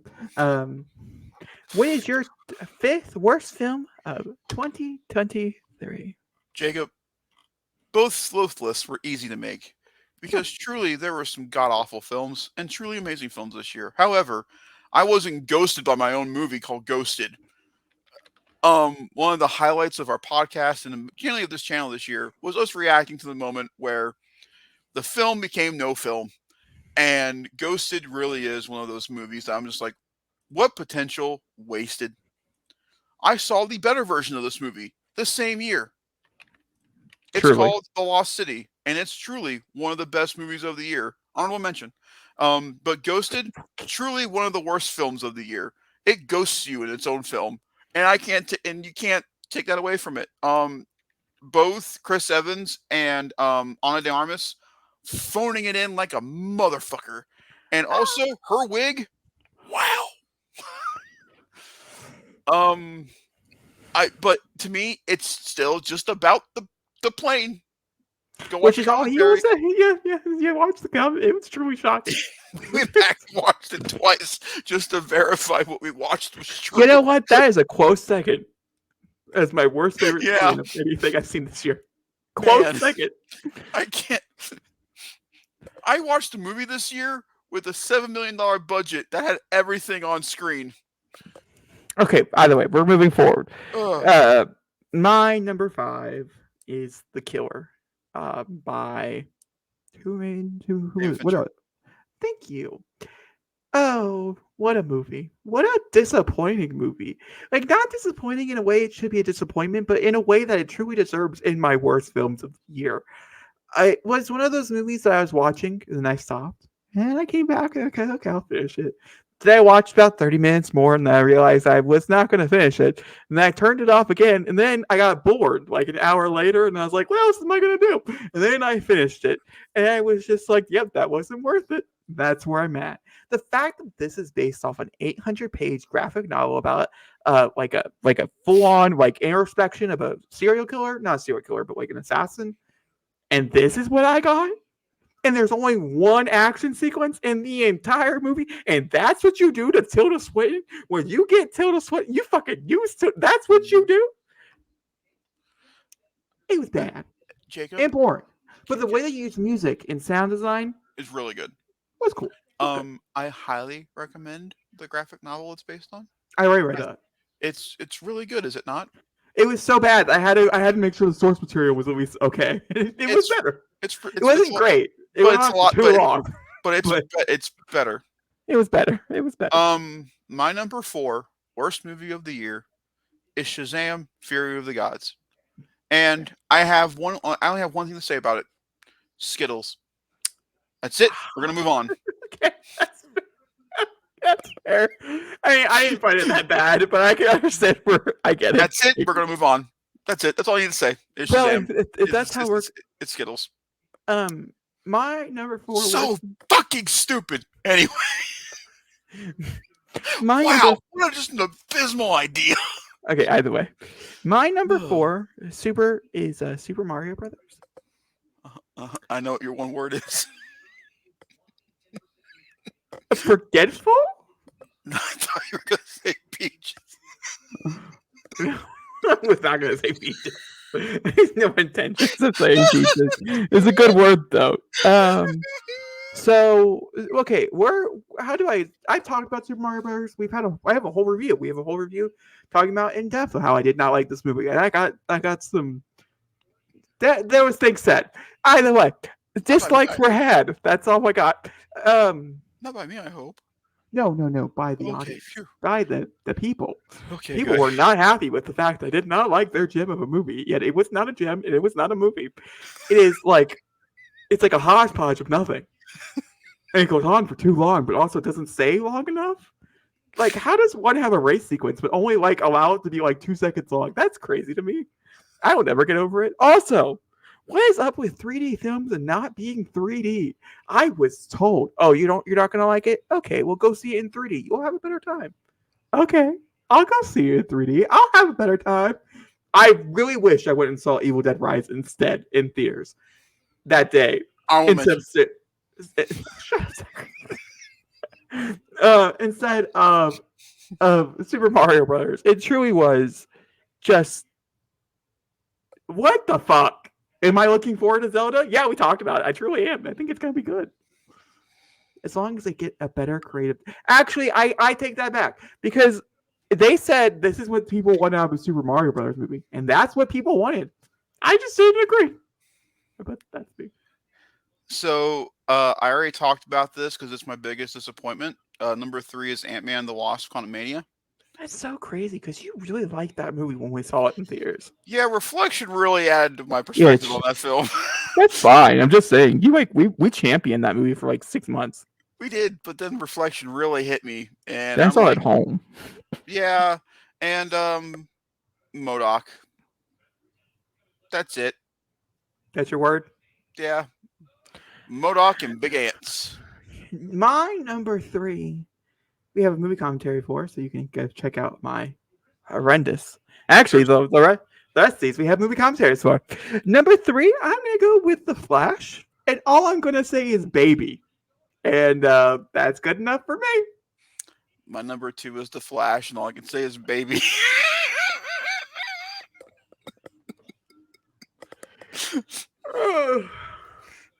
Moving on. That's funny. It's the truth. I mean, it's the truth. It's the truth. That's really funny. My number. Yeah, it's really funny. I mean, what else can you say, really? Like, Ezra Miller. Say it one more time with the Justin Bieber song. Because that was like a highlight, huh? If we say "baby" one more time with the Justin Bieber song. Oof. My number 2 is a movie that we already talked about, and that is Ghosted. And all I have to say about Ghosted is airplanes. Hey Jacob, do you want to say our number one together? Oh, sure. It's the same. 3, 2, 1. Winnie the Winnie the Pooh, Pooh, Pooh, Blood, Blood, and Honey, Honey. Honey. That's it. Yeah, great. What is your word? No. What's your What's word? my word? Yeah. Why? Mine is headache, and also should have been a short film. You should have, would have, could have. The animated portion of this movie could have been the short film and been done. That's what I say. You know. But no, Jacob, we're getting a longer version of this with a sequel. And we will be watching. My cheeks hurt because I don't want to do it. I'm not kidding you guys. This is the only movie that I saw this year that gave me a headache, like an actual head. Everything else we talked about was trumped by a dumb bear with an axe. And it was bad. We also have a reaction. We watched that, and I think we watched Ghosted for April as well. Yes, we did. That's what I thought. That was a bad month. Oof, rough. Yeah. Rough life for us.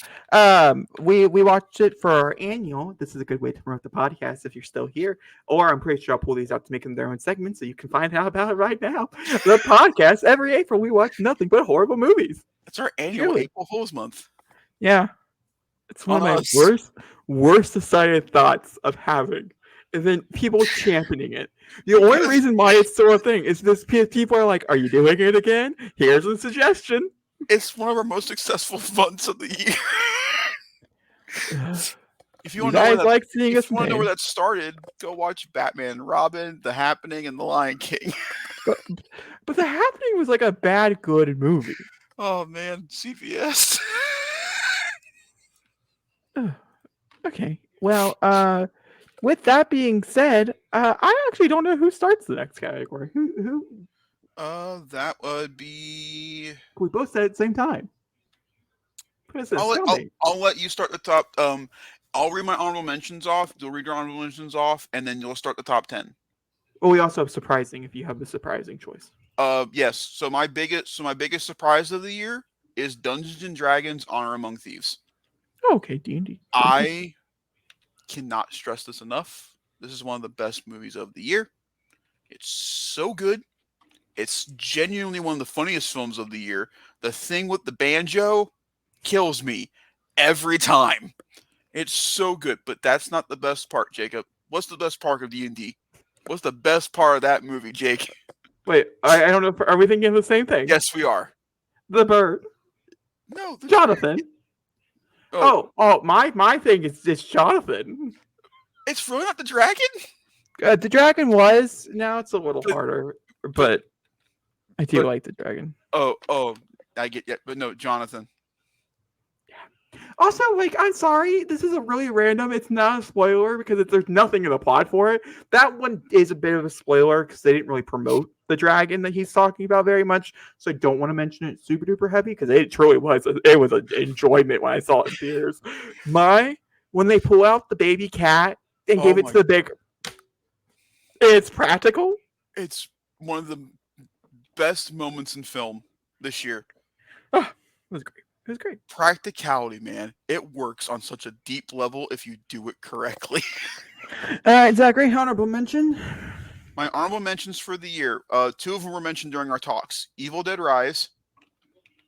One of my biggest shocking moment of the year, the end of that movie. Oh boy. My honorable mentions are Scream 6, Cocaine Bear, TMNT, D&D, No Hard Feelings, and Barbie. Damn. Well, guys, if you think we're going to have a samey list, that's wrong.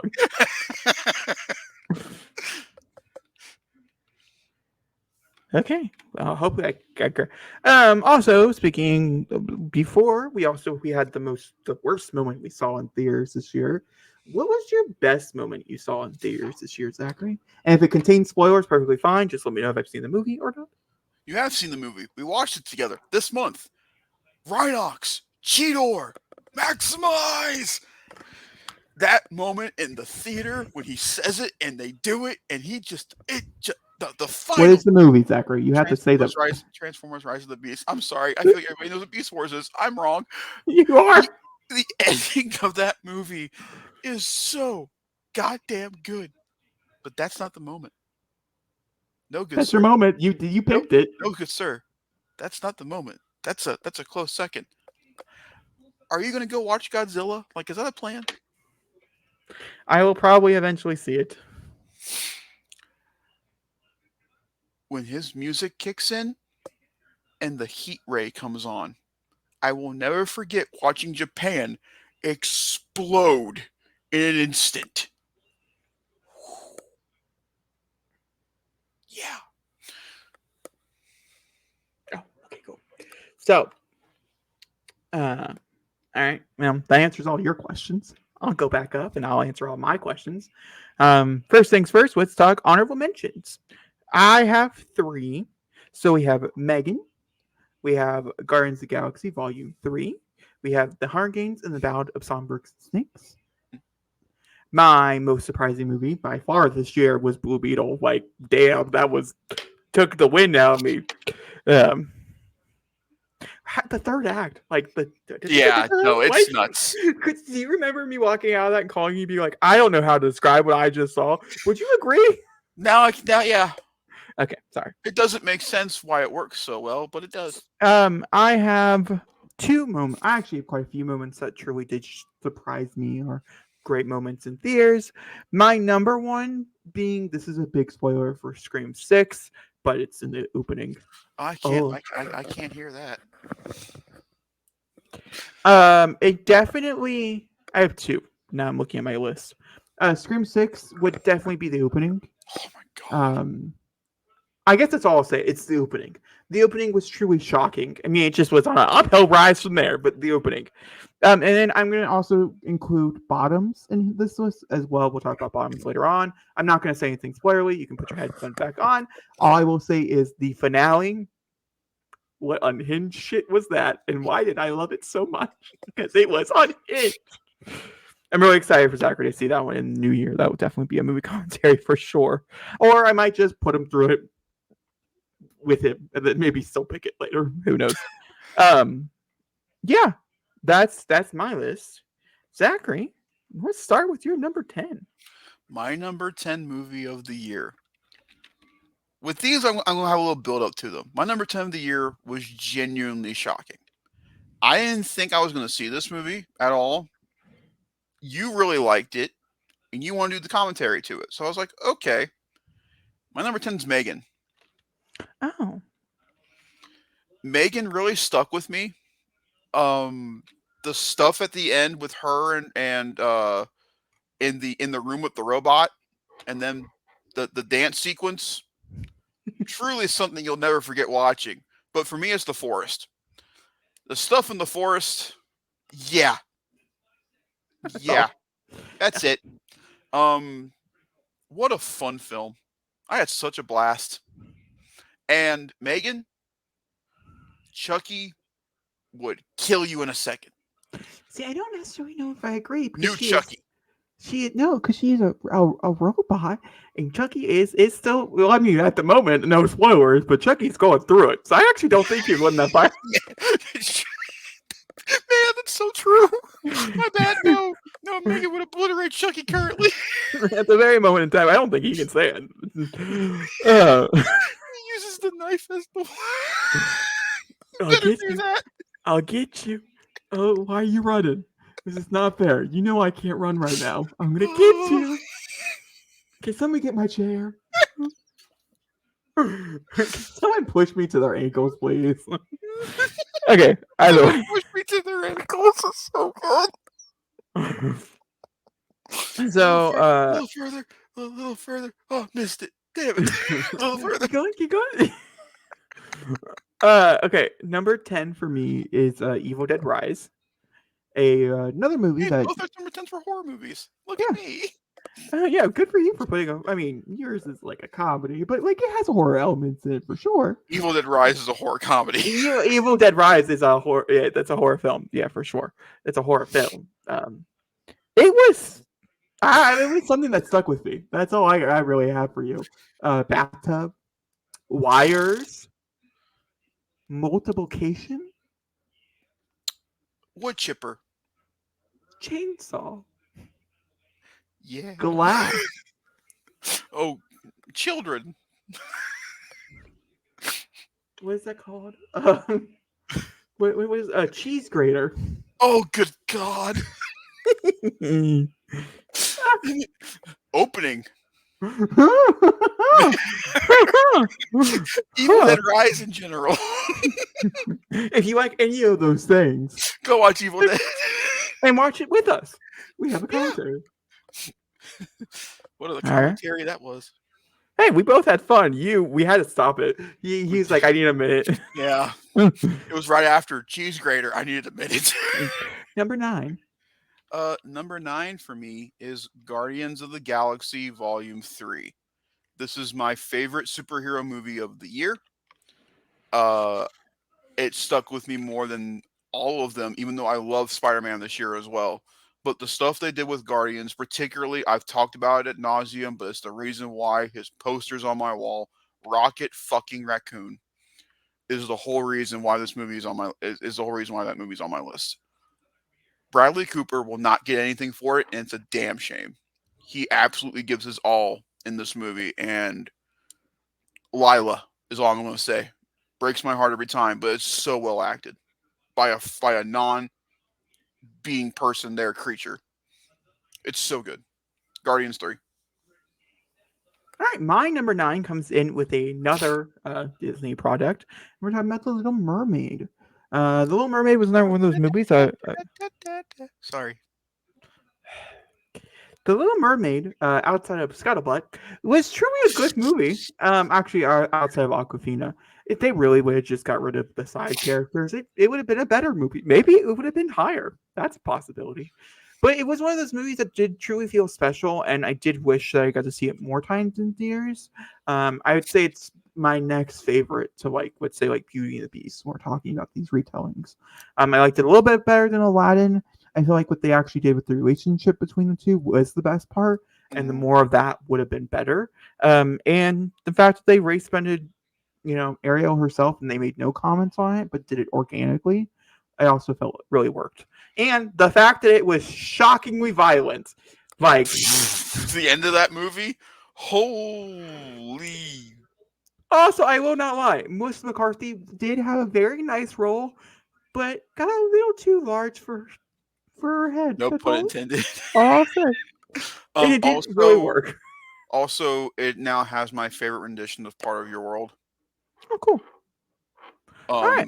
Halle Bailey, man. What a singer.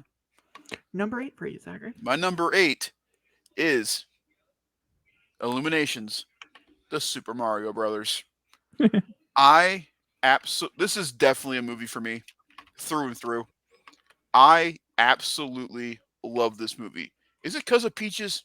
No. It is because it is genuinely fun. I don't care if it's nonsensical.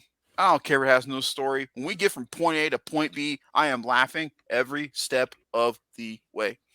When he learns to do the course, one of my favorite moments of the movie. I need a hero behind him trying to get that down right. Anya Taylor-Joy as Peach, great. But Keegan-Michael Key as Toad, best thing about the movie. And that dumb little blue star.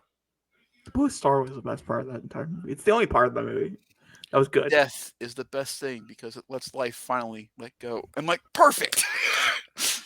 My only nitpick with Super Mario Brothers is, Charlie Day, I love you, man. Give yourself an accent next time. Thank you. But that's it. Number 8, Super Mario Bros. Number 8 for me is that of a cocaine bear.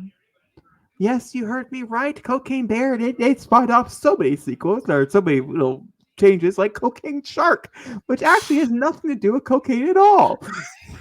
Sorry. Cocaine Bear has one of the most shocking sequences I've seen in movies this year. Does it involve an ambulance? No, so it does not involve an ambulance. It involves... Really? Well, hold on. I'm getting to the ambulance. We'll get there.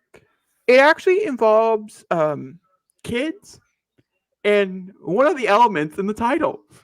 Like the fact that that's even really interesting MPA ratings. That's all I gotta say. especially how casual they are with it. It's crazy. It's a crazy time. Recommend. One of the funniest and most outlandish, and I can't believe what I'm watching sequences definitely goes to the ambulance, and that's all. It really was a spectacular. Oh my gosh! Now I want to watch Cocaine Bear again. I feel like I laugh a lot, which would be nice. The ambulance scene is just absolutely perfect. It's shocking. It's just a shocking movie. Do you think the third act kind of loses itself? I do. I definitely do think so. But also, it's Cocaine Bear. I mean, it's like it's on If you cocaine. weren't scared of bears before, you'll be scared of bears Honestly, on cocaine. I felt like the bear on cocaine was very cuddly. Like, really, just wanted a good time. Also, one of Ray Stevens' last performances. Very Yeah, good in yeah. the movie. I thought you did a good job. All right, that's my number 8. My number 7. Genuinely shocked it made it to this high on the list, but it did. Elemental. Mm. This movie is one of the best love stories Disney has told in such a long time. The scene where he has to convince the father with the rocks, so fucking funny. They use the element part of this movie so well. It's funny, heartwarming. This is Pixar that I know. This is the Pixar that I've missed, and it was just go watch Elemental. Watch it by yourself first, then watch it with your kids because it deals with a little bit. It's definitely a lot, but it's one of the funniest movies of the year. Again, just look up Elemental Rocks. Really funny. Elemental. My number 7 is the Marvels. This is the I won't say that. Well, I mean, it's the Marvels. Mhm. It's definitely my favorite superhero movie of the year. This year, it's lived up to the hype that I had in my head for it. I mean, it gets really wacky. It has a very similar silly humor, but I definitely feel like they did the best job talking about these 3 characters, upgrading these 3 characters. I'm curious to see what the end credit scenes lead to, if they ever lead to anything, because that's not really something we can trust in Marvel anymore. So I'm curious to see what that happens with. And I really like the performance. Emil Lani was definitely the standout in my opinion. And I will have to say I liked how the villain was not too big for the movie, which I think Mhm. is becoming a common problem with the Marvel villains. Is that it almost feels like you know how Batman goes against people, and you're like, oh yeah, that's Justice League didn't come here for that. Superman sometimes like it's just you call the Justice League. I feel like Marvel nowadays, it's like okay, but where are the Avengers? Like, are we not giving them a call? You're ruining Where's the Captain world. Marvel? Yeah, you know, man, Captain Marvel was here, and I felt like Brie Larson did a great job, and the musical number was fabulous. And yeah, also Florgans, truly, just sight to behold. So, I realized something. Yeah, One of my honorable mentions was actually on my list. Um, damn. so I actually have to take one of my honorable mentions and put it where it's supposed to be. My number 6 of the year is actually Evil Dead. My Oh, bad.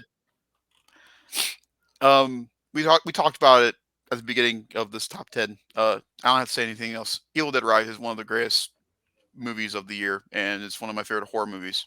Genuinely, I've watched it a second time, by the way. Holds up. Can't watch Cheese Grater.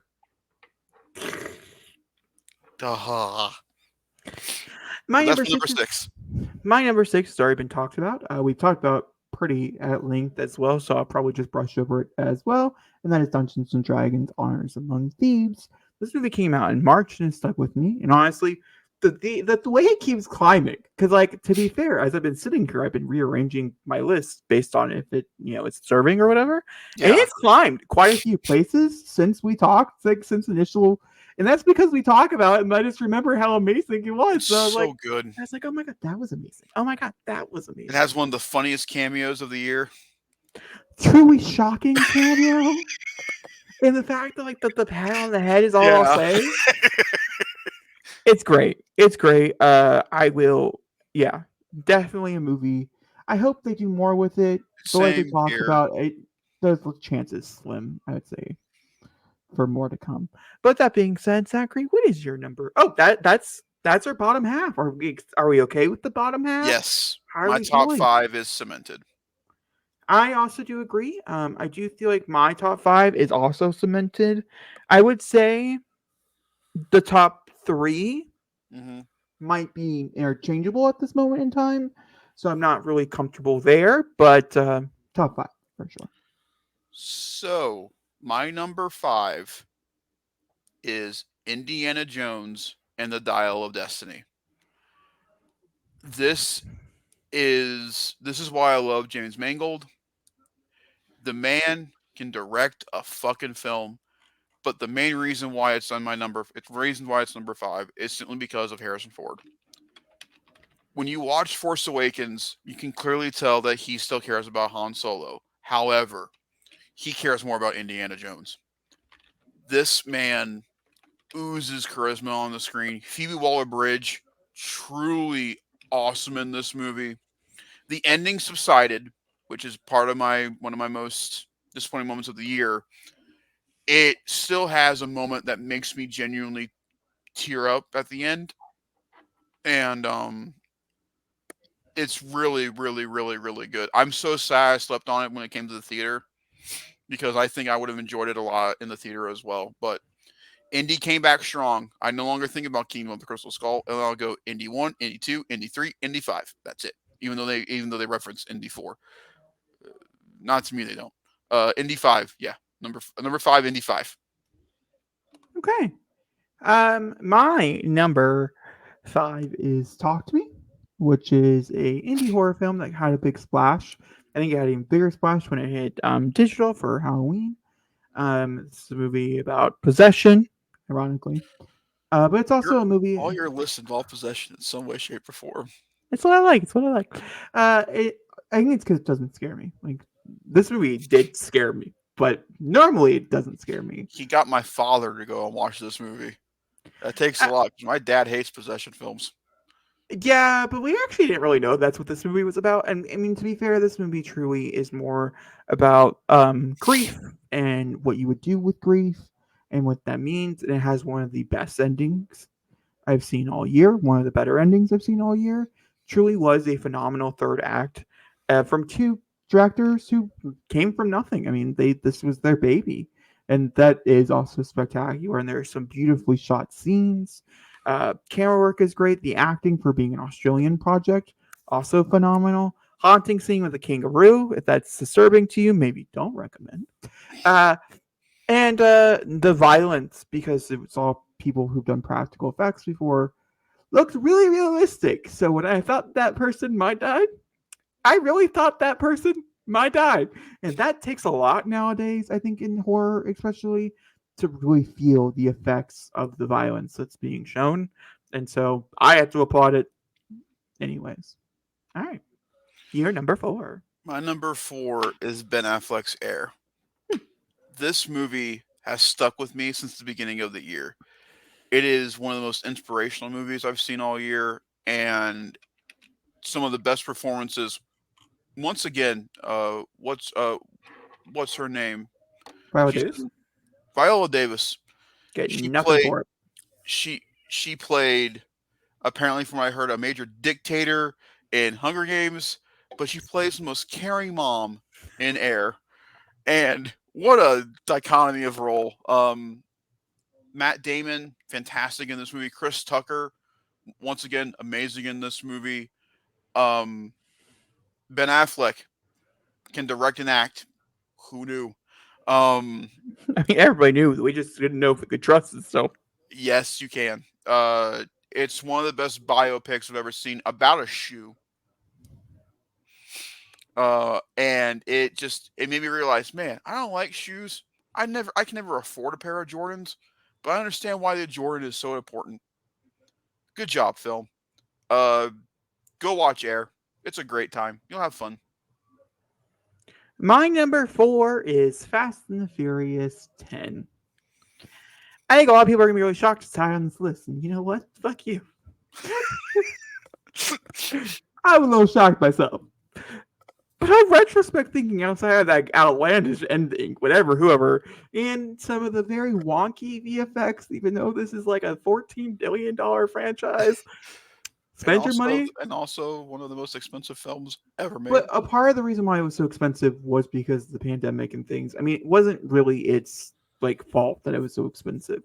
It still has some really cool action sequences. I just think some of the VFX could definitely use a bit more tweaking, and maybe it did after the movie came out, which is fine. I saw this opening night, like the first showing, so like I definitely got the raw footage. Um, it just I don't know. It did everything I wanted in a Fast and the Furious movie, which is gonna probably piss some people off, and it also like it Jason took Momoa. yeah, truly, Jason Momoa, the bisexual goddess that he has created, will forever live in my heart. He is where I wanted Joker to always be, but never could. And he goes further than most times Joker would ever think. And that is shocking. There is still a scene in this movie. I am shocked that they're like, yep, that's the scene. This is what we're doing today on set. Still haven't seen it. Also, it has some really shocking like deaths and stuff in it, and the action it's not as good as like Hobbs and Shaw, but it's close to being like Hobbs and Shaw level, which is good because I felt like F9 was truly just yeah. You know what I realized? A lot of the films that came out this year involves children in danger. Yeah, Fast this X one being one of them. this is definitely one of those movies, and also like one of those moments you're like, is the child that necessary except to ruining a franchise? Damn. Hurts, but true. So my top three have gone. Of all three, been number one. All three of them. But I think this now makes the most sense. Number three is John Wick Chapter 4. This is without a doubt the best action movie of the year. It continue. I love all four John Wick movies. There's not a bad one in the bunch, and minus Continental. It, It wasn't that bad. it didn't serve the John Wick name very well, in my opinion. Um, but Keanu Reeves continues to prove he is, without a doubt, one of the best action stars living today. I love Japan. I love the opening, but the thing that I'll always remember about this movie, seeing it for the first time in theaters, is top down. Seeing that in theaters for the first time is truly a magical moment in cinema. I'm never going to forget that. When that happens, it's just you. Nothing can do that. I think Furiosa has a chance to top this movie when it comes to action films next year. That's it. I don't know where they go. I'm upset that they're continuing on, but that's just me. This has one of my favorite endings of the year. I'm satisfied with the ending, and Donnie Yen, one of my favorite performances of the year, is from him in this movie. Really, really, really, really, really good. I love this movie to death. Love it. All right, my number three comes in at bottoms. I already mentioned the ending, of course, but there was a time. I mean, I wish I would have known going into it that it took place in an alternate universe. That would have helped a lot for me to really understand the humor. I would say of the movie, the exaggerations. I would say also the actual threat of death. That was truly something that I wish someone would have told me going in. That would have been a moment. It was not, but it truly does cement Ayo and Rachel as true two up and coming comedians that have been working in the game for a long time, who are finally, hopefully, getting their due because they truly are just so fucking funny throughout the entire thing.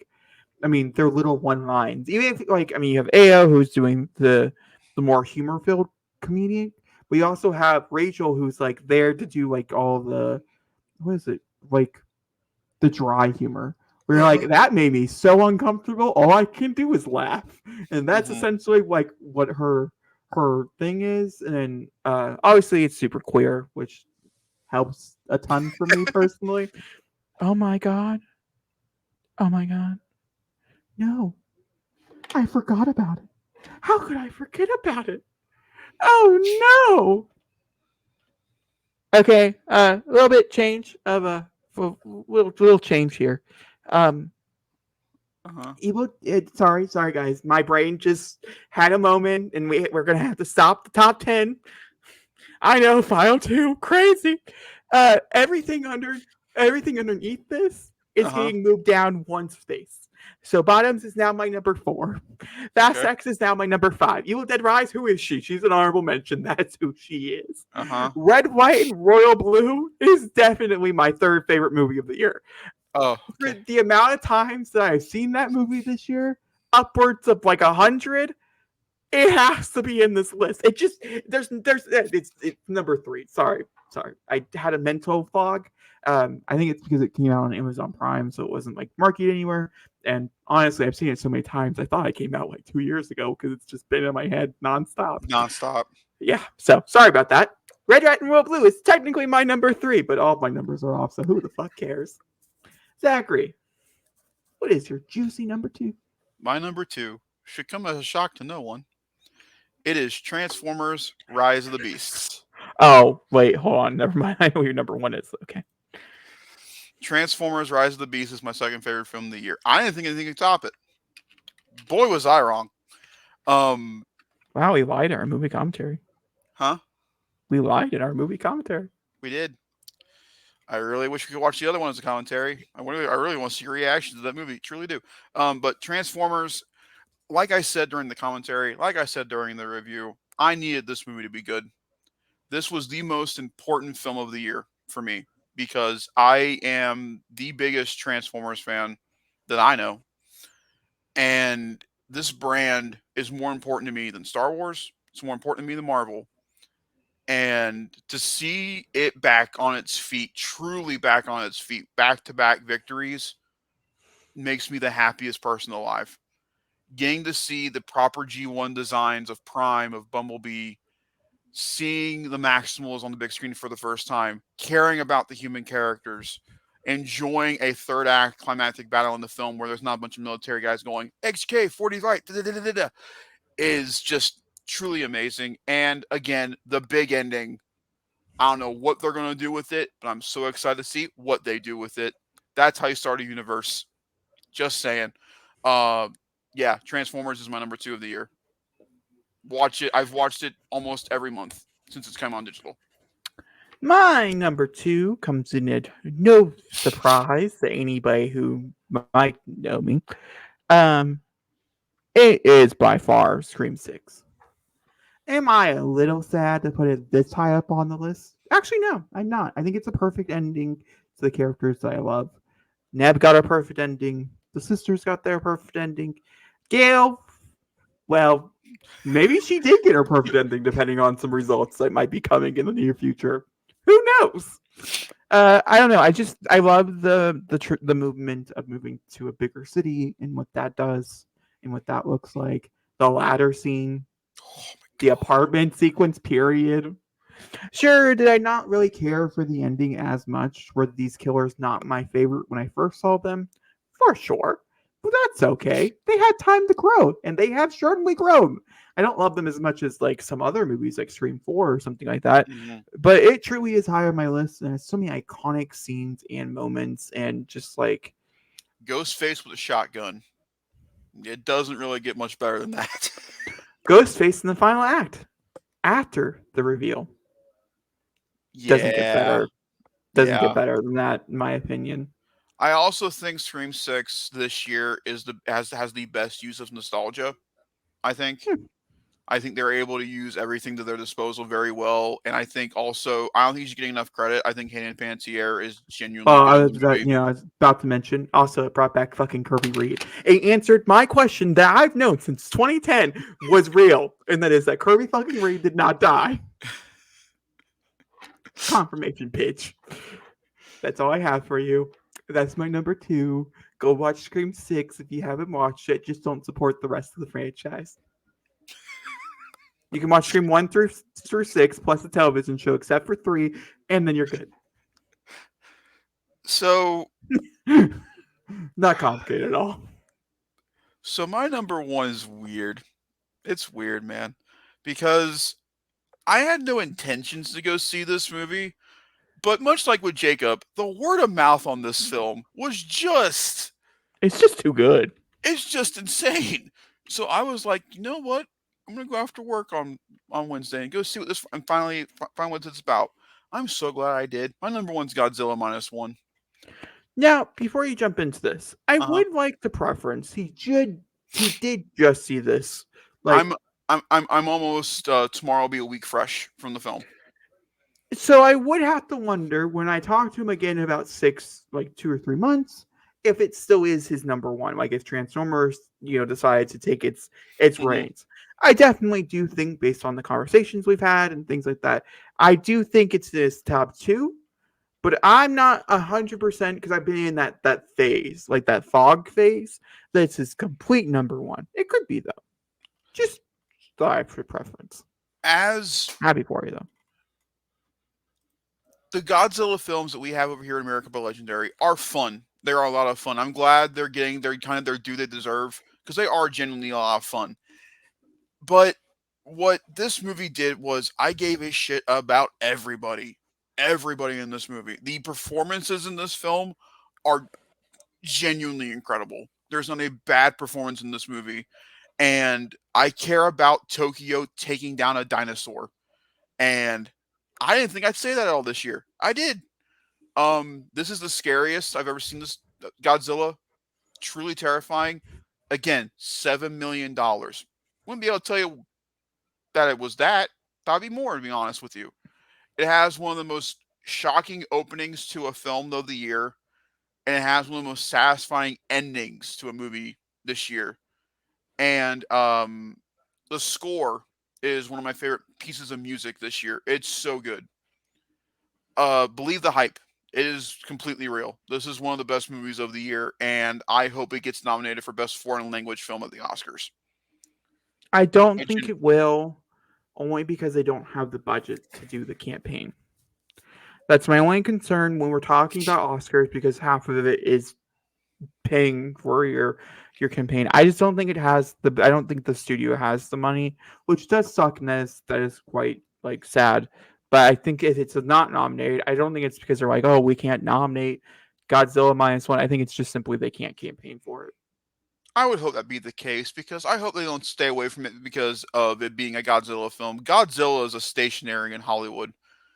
It's one of the most fundamental important pieces of Hollywood history, and so I hope they wouldn't knock it for that. It's genuinely one of the best dramas of the year, and I hope it gets what it's deserved. Hopefully, go see Godzilla. I recommend it to everybody. Even if you're not a monster movie fan, go watch Godzilla. It's genuinely one of the best movies of the year. All right. Well, that leaves me with my number one pick of the year. Gee, I wonder what his number one's gonna be. Well, you know what? Maybe you're wrong. Maybe it didn't even Am make the I? list. You're not. Okay. Barbie is my number one movie of the year. Uh, there's no way. It's like when I saw Everything Everywhere All at Once last year. Hmm. That was there was nothing that could top it. And when I saw Scream 6, I was like, oh, well, that's my number one. Nothing except for Barbie can top this. Then when And I sure saw enough, then when I saw Barbie, I was like, okay, nothing but Bottoms can top this. And Bottoms could not. For a lot of different reasons, mostly because I was like shocked. I was like, what am I watching? And that really did end up hurting that film for me personally. But overall, I talked about at length how much we love Barbie. We just did a movie commentary that you guys all enjoyed of us watching Barbie. So yeah, no, I fucking love Barbie. I love everything that Barbie stands for. I do think some of the messaging is a little heavy handed in the first act. But then I think by the end, it truly is just like it's a perfectly well made oiled machine. And they did like it's so well made. The opening where it looks like you're actually playing with toys, breathtaking. the nod The to 2001: A Space Odyssey is a choice, and they run with it from there. overall, I fucking it's my favorite movie of the year. It made me the most happy. I was so nervous. I sat down. I was like, "If this is bad, oh, I don't know what I'm gonna do," and it was not. Do So you remember yeah, when they announced this movie back in 2018? Everybody going, "This is going to be the biggest joke whenever it comes out," and now look at it. Well, the It's thing insane. being here is that like this movie has gone through a few different iterations. One of those being Amy Schumer, and that truly would have been awful. Hmm. Anne Hathaway maybe wouldn't have been that bad, but it definitely wouldn't have been Greta Gerwig. Greta Gerwig and Is the Margot reason. Robbie are truly the reasons why, because they truly had a thought and they had something they wanted to do in mind, and they were able to. The execution shows. Also, obviously, Noah Baumbach. I don't think the relationship and things would have came off as strongly if This it better was win just for best Greta. set design. Yeah, This true. better win for best set design. It truly better because it's insane how they were able to make these toys look that good. I do agree. All right. Well, with that being said, guys, that does bring us to the end of our podcast for 2024, 2023. I'm going to say our clock in number at 319 at the moment does mean that our final segment will just be our first segment for 2024. 2024. And you'll find out why then. Yeah. Leave you on a little cliffhanger for the coming weeks. Speaking of podcasts, let's go through some of that stuff first, and we'll talk about movie commentaries next, and then we're out of here. Podcasts will happen like normal. The next time you will see us, like actually see us, As normal looks. well, hopefully, in February is the next time you will see us for a podcast. Unless you're audible, if you're audio only, you'll see us again in January for the Oscars, but those don't get Hmm. recorded. That's just us Hmm. talking to you, Hmm. you cute little guys. How you doing? You doing good? Let me know. But either way, it's simply because we like covering the month after it ends. And the only way we can really start that is by starting it in February by covering January. I Hmm. have a strong feeling it's gonna be a lot of us bullshitting for the first like 3 months. But hey, I'm cool with a little bit of a bullshit. The way it works, they should be cut up in 2 parts if we have enough topics. If not, we'll do one podcast until we have enough topics to cover 2 podcasts and so Yep. forth. Very simple. If you've been around for season 5, this is the ending of season 5. We'll come back in the new year for season 6. It's just going to be the same damn thing. It's just a new year. So, new season. And This is new like that. color. Oh, yeah. Yeah, we do get a new color. Say goodbye to the red. It's going. Um, for the actual, and also, I think, isn't there a new color? There'll also be a new color. For Zachary gets to pick it. What? for you pick it for the podcast. I pick it for the commentaries next year. Yeah, I wonder what you will choose. I That's already interesting. have it Cool. All right. actually. Speaking of movie commentaries, let's quickly dive into that a little bit. Same thing. I don't mind our. I like the idea of having 3 options. If we can get to the third, it's always like a fun last minute like thing. Hmm. Um, Zachary went first this time, so we'll start January, which makes sense. My birthday's in the beginning of the month, so that checks out. Um, It's a full circle thing. You start the year, and then I end the year first. yeah. Which makes sense because guess what? His birthday's in December. It all checks out. We'll start the year with a very fun, very exciting, and one would say one highly requested movie commentary. Oh. It is happening, and that's all I'll say. Zach will pick his choice, and then if we get to a group pick, it'll be a fun one that we both decide. Either one we haven't got to that we've been really looking forward to, Hmm. or one that we're like, this is the next one, January pick. Really just depends on our schedules. And before anybody asks, I can't bother them about the Batman anymore. It's happened. We can't use that as a bit anymore. I'll Oh, find my next one. Don't you worry. and specifically talking to you, Mark, not to call you out, but for if you're curious, if we are going to be reacting to Zack Snyder's, I can't think of what it's called Rebel because Moon. my brain feels like it's swelling. Rebel Moon. We are not. We are, but we're gonna wait until the rated R cut and Haircut. gonna and react to that. Or we're gonna watch the PG-13 cut on our own. And you'll hear our review of part one, A Child of Fire, probably within the new year, leading into Yeah, the. like February. Oh, February's podcast is you guys get ready. We have so many TV shows we have to wrap on up. As long as my brother finishes them, yes, that's accurate. I will. I will. I'll try. We'll see. Mandalorian, maybe not. We'll see. It's fine. You really don't have to. It's coming back for a season 4. I have to finish it. Yay! Either way, I never thought I would say it like that. I usually was so excited, but well, maybe yeah. season 4 will be so much better. Who knows? But Zachary, do you have a special outro for us for this Christmas spirit? You put a lot of pressure on me. Sure did. Um, hey We're y'all, thanks very much for watching. Um, we appreciate you all very, very much. Thank you for being with us for this year.